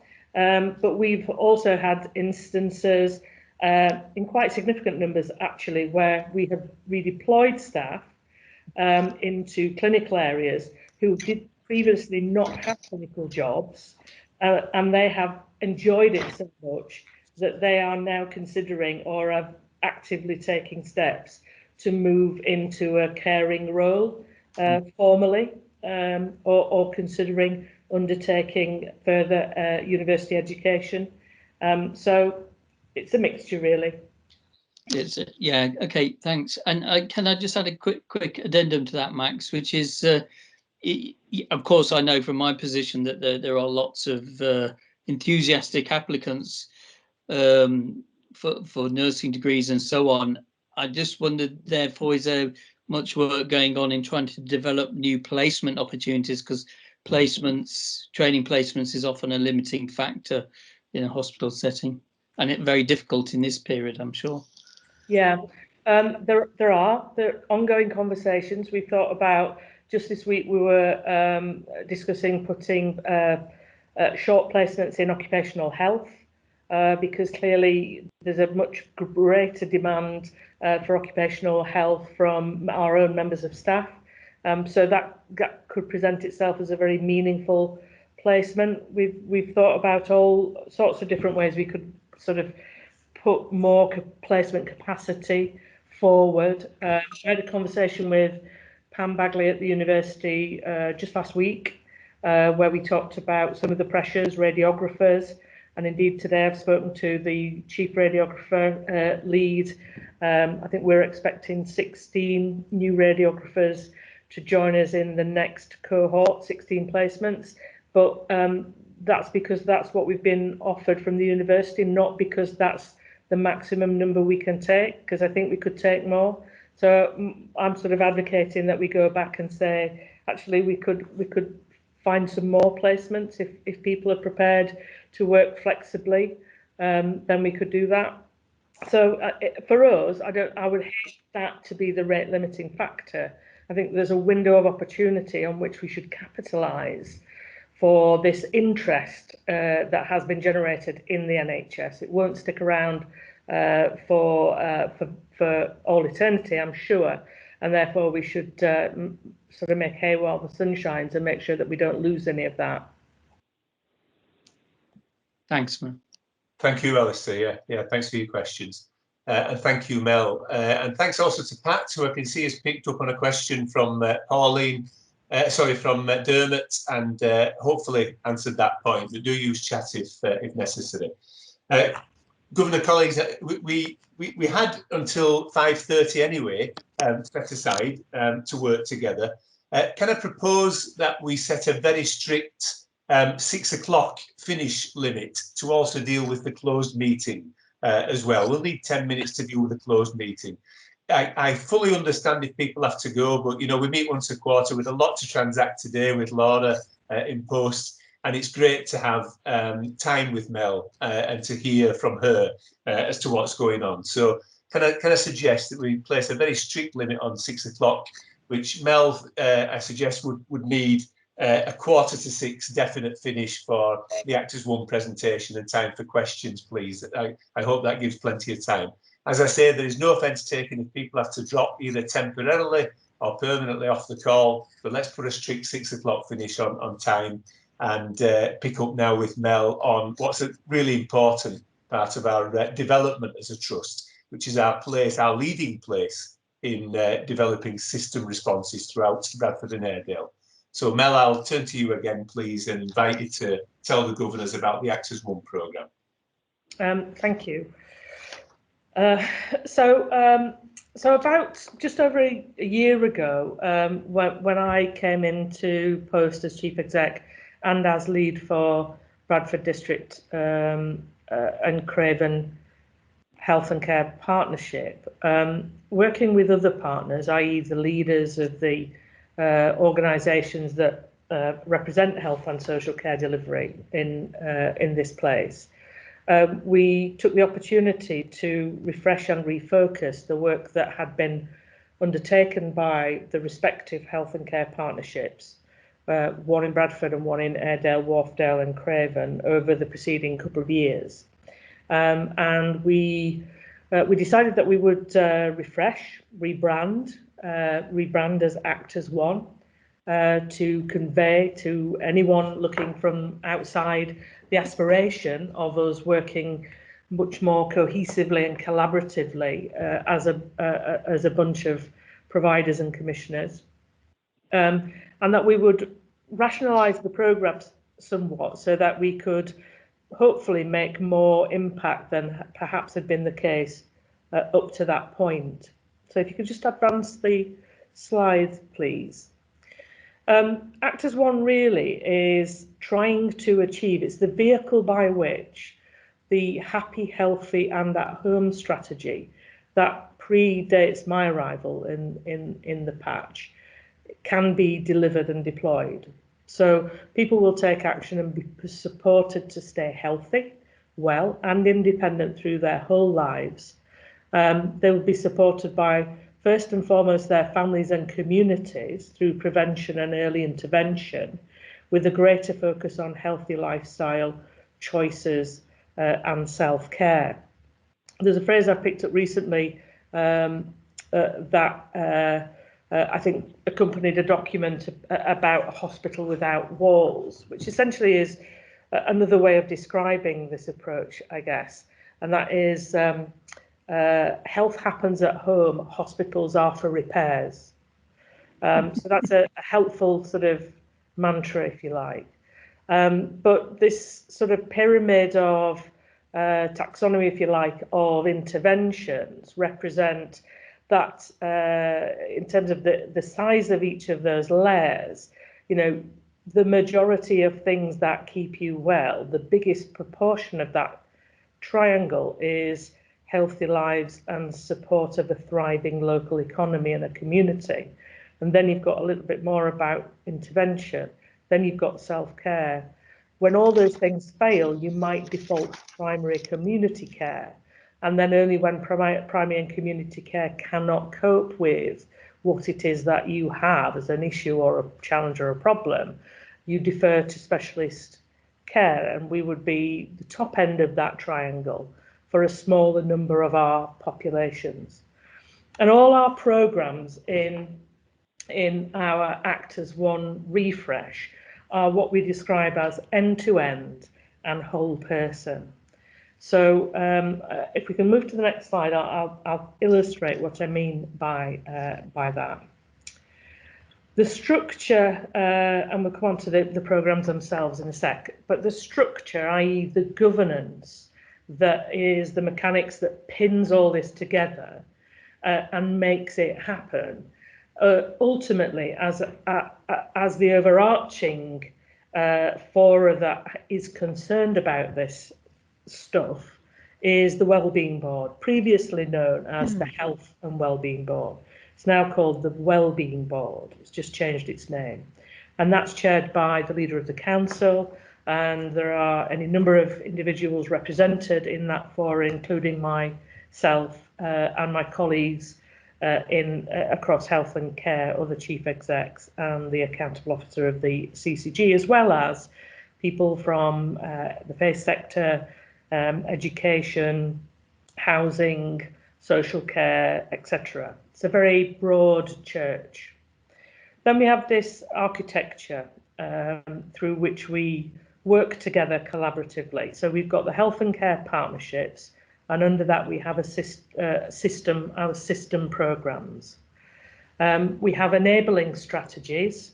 So they are people and digital and estates. These are the things that we need to make our ambitions a reality.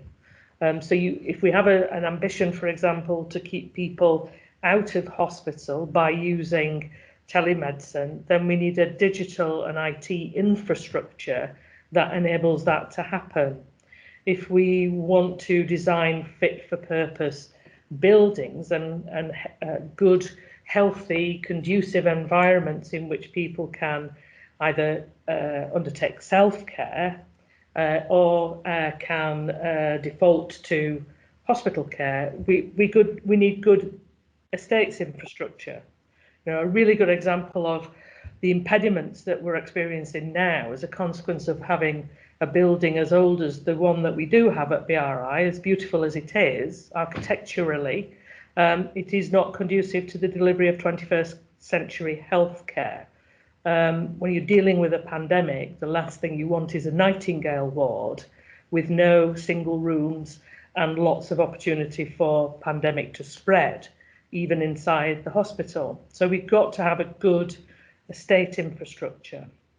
Then there are other system fora that are really important. So we have a finance and performance fora. We have a quality and safety fora that is led by our clinicians.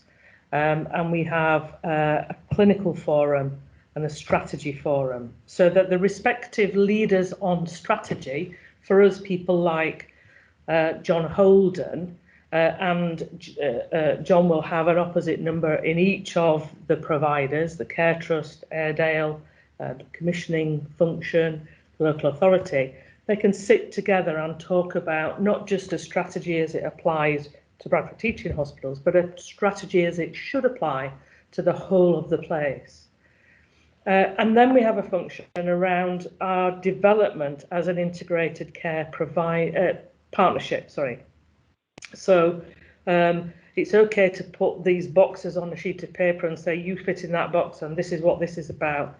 But much of that really has to be underpinned by agreements. So our basic governance tenet really is a strategic partnership agreement that binds us into behaving as good partners. And at the moment we are refreshing that, and in fact our representative on those conversations about that is Max, our chairman. And so we have to have good governance and decision making and audit trails, and we have to have a way of sharing the resources out fairly and appropriately. So they are the functions that help us be the best we can in our endeavours to act as one. Could just move forward, please. So our priority programmes are seven areas that we have designated as the ones that we will concentrate on for probably the first couple of years. And to be fair to us, I think if we had not had COVID in many respects, we would have been a little bit further on than this. But what we have done is committed as a place to keep working on all of these areas, not to down tools and say, you know, we'll just pause Act as One until we get through the pandemic. What we have done is say, well, actually, let's use Act as One where it's appropriate to do so to help us in the pandemic. So a good example of that would be we converted some of the work that the respiratory work stream had decided it would want to do into prioritising the flu vaccine and administration of the flu vaccine across place. And as a consequence of that, we had something like a 25% increase in uptake this year for the flu vaccine across our whole place, including the primary care networks and staff on the front line in the providers, compared to the previous year. And that's excellent because it meant that we were all working together to the same end. Really important because it was felt, and still is, that on top of COVID, a flu pandemic or even increased rates of patients suffering from flu would have been pretty disastrous.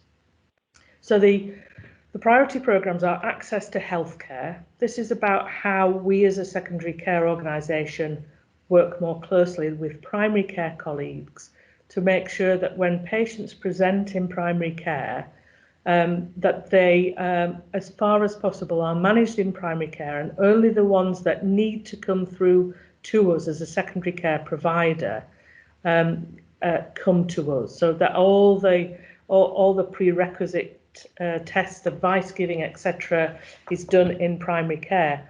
That doesn't mean that we are asking primary care clinicians to do all that.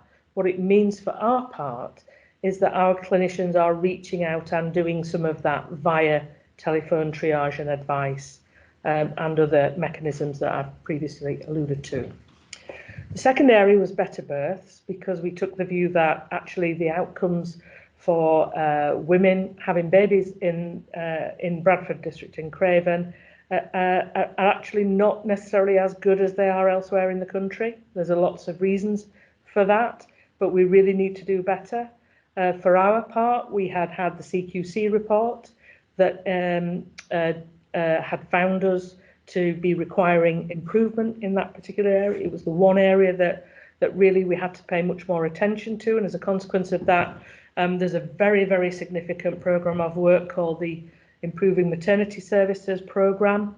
It's reported on a monthly basis to our board. But in fairness, and by necessity, it does have a very internally focused orientation. But the actual outcomes for women and the outcomes for babies are more impacted upon by the things that happen outside of this hospital, not inside it. It's the things that happen pre-conception. It's the things that happen in antenatal care. And it's about having women who are, as well as they possibly can be, going through a very positive experience of their pregnancy and being fit and well and delivering healthy babies. And we can only begin to impact on that when we work together as a system. So the Better Births is all about that. Children and young people's well-being is another area, and this is about bringing mental health and physical health very much together. Respiratory, as I've already mentioned, has dealt with flu, but it's also looked at people with chronic lung disease. At the moment, it's also looking at how we can provide COVID aftercare for patients suffering from long COVID, and it's also looking at how we can better look after COVID patients at home whilst they are suffering from COVID, as opposed to having to bring them in to hospital. We have a Healthy Hearts work stream. We have an Ageing Well work stream, which is led from the Airedale end of the patch. And finally, we have diabetes. So they are the incredibly high impactful areas. And the reasons, you know, if you read anything about public health in Bradford District and Craven, you will see the statistics, which are quite salutary. You are 4 times more likely to suffer from heart disease. You're 4 times more likely to suffer from diabetes and a lot of cancers. So just today, Sarge and I were on a call with the Cancer Alliance with a very exciting project that we're going to embrace in the Access to Healthcare programme around early intervention and detection of patients with potential lung cancers and how we will better manage their care. So if you could advance the slide, please. Here are some of the things that we are doing in that space. We're on Better Births working with community partners to share key messaging around access to maternity services. Healthy Hearts, there's a huge focus on self-management for patients with high blood pressure. Diabetes, we're using new decision aids for GPs and patients at high risk of COVID. Ageing Well, we've revised the programme board agenda to increase focus on discharge pathways. Respiratory, we're using the digital hub at Airedale to provide respiratory patients with support when they are in their own homes. And in the Access, we're looking at clinical validation of waiting lists to ensure that patients who are waiting for whatever reason are monitored and seen within their priority order, i.e. the sickest first. And on children's and young people's well-being, we're working with school heads to support school staff and redefining approaches to students in year 11 and 13. So if you get a flavour of there is something for everyone in each of these areas. So I'll just return to the sort of mantra of end to end. The way that I described when we were setting these programs up, what should be the scope of our ambition as a system to make it relevant to everyone around that table is, for example, in respiratory, it is everything from air quality to whether or not we have sufficient critical care capacity to respond to the COVID pandemic or indeed any other pandemic, and everything in between. Because in that regard, we're not just appealing to the people who deal with very sick people when they're in hospital, or only appealing to the people who are very focused on health inequalities and environmental impacts on health. We're appealing to everybody to work together to make a contribution to this particular work stream in a way that acknowledges the patient and their families as a whole entity with both physical and mental and psychological needs. If we could advance the slide. So far, we've had real positive feedback about the prominence and recognition of our brand, not just around Place, but in other places across West Yorkshire and Harrogate. Every programme board has, as I've alluded to, a very broad church of membership. It has BCS, it has primary care, it has public health, it has CCG, NHS Trust membership. In Healthy Hearts, we've got a multi-agency heart failure group, and all of these are happening not just in Bradford or not just in Airedale, they're across Bradford and Airedale. So we're looking to eradicate variations in practice and variations in access to services. For Better Births, we have a focus on perinatal mental health with the local authority. Aging Well, we've got the continuation of what we call the Super Rota, which is a collection of people to be able to respond to the needs of our at-home population. I've mentioned the respiratory in relation to flu vaccine. These things, you know, one trusted referral pathway for children and young people sounds, you know, not that big a deal, but when you have multiple assessors along a pathway, actually getting to the point where one person can be trusted by all agencies to do the assessment on their behalf is a significant development. In Access, we are working very closely with the independent sector to try and recover our elective surgery activity and address our backlogs. And in Diabetes, we have a very, very strong clinical forum of primary and secondary care colleagues leading the change in all of those areas across the whole district. So if we could just advance. Looking ahead then, acknowledging that, you know, we've also been dealing with COVID. I sort of set the challenge in the meeting last week that, you know, we really need to, as soon as we can, put our foot on the gas in advancing the programmes. We will continue to kind of split ourselves between the sort of short-term pressures and the longer term impact for as long as the pandemic is hanging around. We need a way of moving resources around our system, because if the intention is to actually prevent hospital admissions and to move people to a place where most of the care gets delivered outside of hospital, then if most of the money is invested in hospitals, how are we going to make that happen? So we need a mechanism for being able to safely and in a way that doesn't destabilise the discrete pieces of the architecture that works well currently, to be able to be applied to each of those service areas. We're unlikely to have specific funding for transformation. Our commissioners would say the way that they operate is to give all the money to the providers, and therefore if any more is required, then it has to be through the movement of the resources, as I've alluded to. But equally, we need to think of ways in which we can generate some headroom financially to enable that to be the case, and that is ultimately by trying to deliver services in the most cost-effective environment, in the most cost-effective way. And we need to work much more closely with our communities.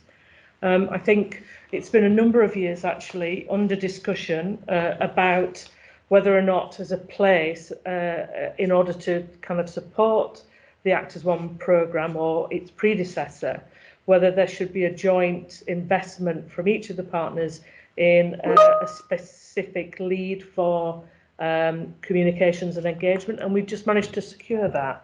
So after several years, we have someone called Shak Rafiq, who currently works at Leeds CCG, who joins us on the 10th of March as our lead for communications and engagement with our communities. And that will be done, not one person can do that, but we really need to kind of link into the faith sector, the voluntary sector, the people who are boots on the ground, respected in their communities, have a voice and are heard by communities, and they're the ones who can help us make some of this stuff happen. I'm not sure if there's another slide, is there? No, that's the last slide now. Right. Excellent, thank you. So I'm going to say, I think I'll intercede anyway, Mel, in the spirit of trying to keep us to a particular time. Yep. That was an exceptionally good briefing. Thank you. There's a couple of quick questions come in. Can I suggest to governors, if there's things that have arisen there that you'd just like to query or ask, there's absolutely no problem with sending those through to Jackie. We will direct them and we'll answer your questions. So take it all in and have a think about that. But we did get one question just put in the chat there, Mel. So let's try and deal with that now, and we'll close this matter off. So Pauline's asking whether it was challenging to agree on what should be the priorities, the 7 priorities, and where the 7 areas that can be considered, our views gathered from service users to inform decisions, and what do we envisage that are the main challenges to keep it going, to ensure sustainability. So maybe if I could ask you for a 2-minute answer on that now, then we'll close this down. So you could literally do anything, but it's kind of, you spread yourself so thinly in trying to do everything that ultimately you do nothing, or you don't do very much. So we went for the things that we believed would have the greatest impact. So when we look at the CCG data about right care data, for example, what has the most scope for being able to be transformed, being able to be delivered out of hospital, being able to be done in a more economical and yet equally effective, if not more so, way, we came up with those areas. So there is a science behind it.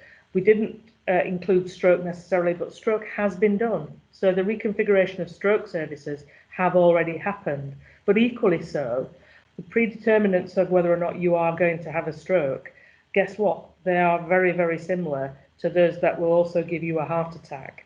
So there was a bit of a crossover in that we kind of also realised that sort of promulgating the approach around Bradford Healthy Hearts would also serve to reduce strokes. Thanks, Mel. And in terms of sustainability, in terms of building something that will remain for the future?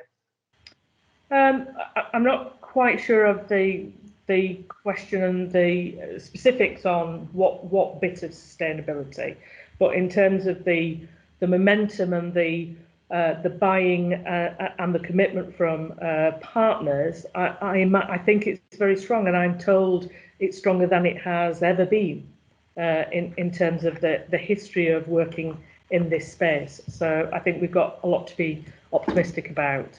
Plus, we've also got the added opportunity to capitalise on the consultation that's happening right now about the increase in prominence, authority and autonomy of such structures as I've just described in place, relative to how the integrated care partnership will work at West Yorkshire and Harrogate level.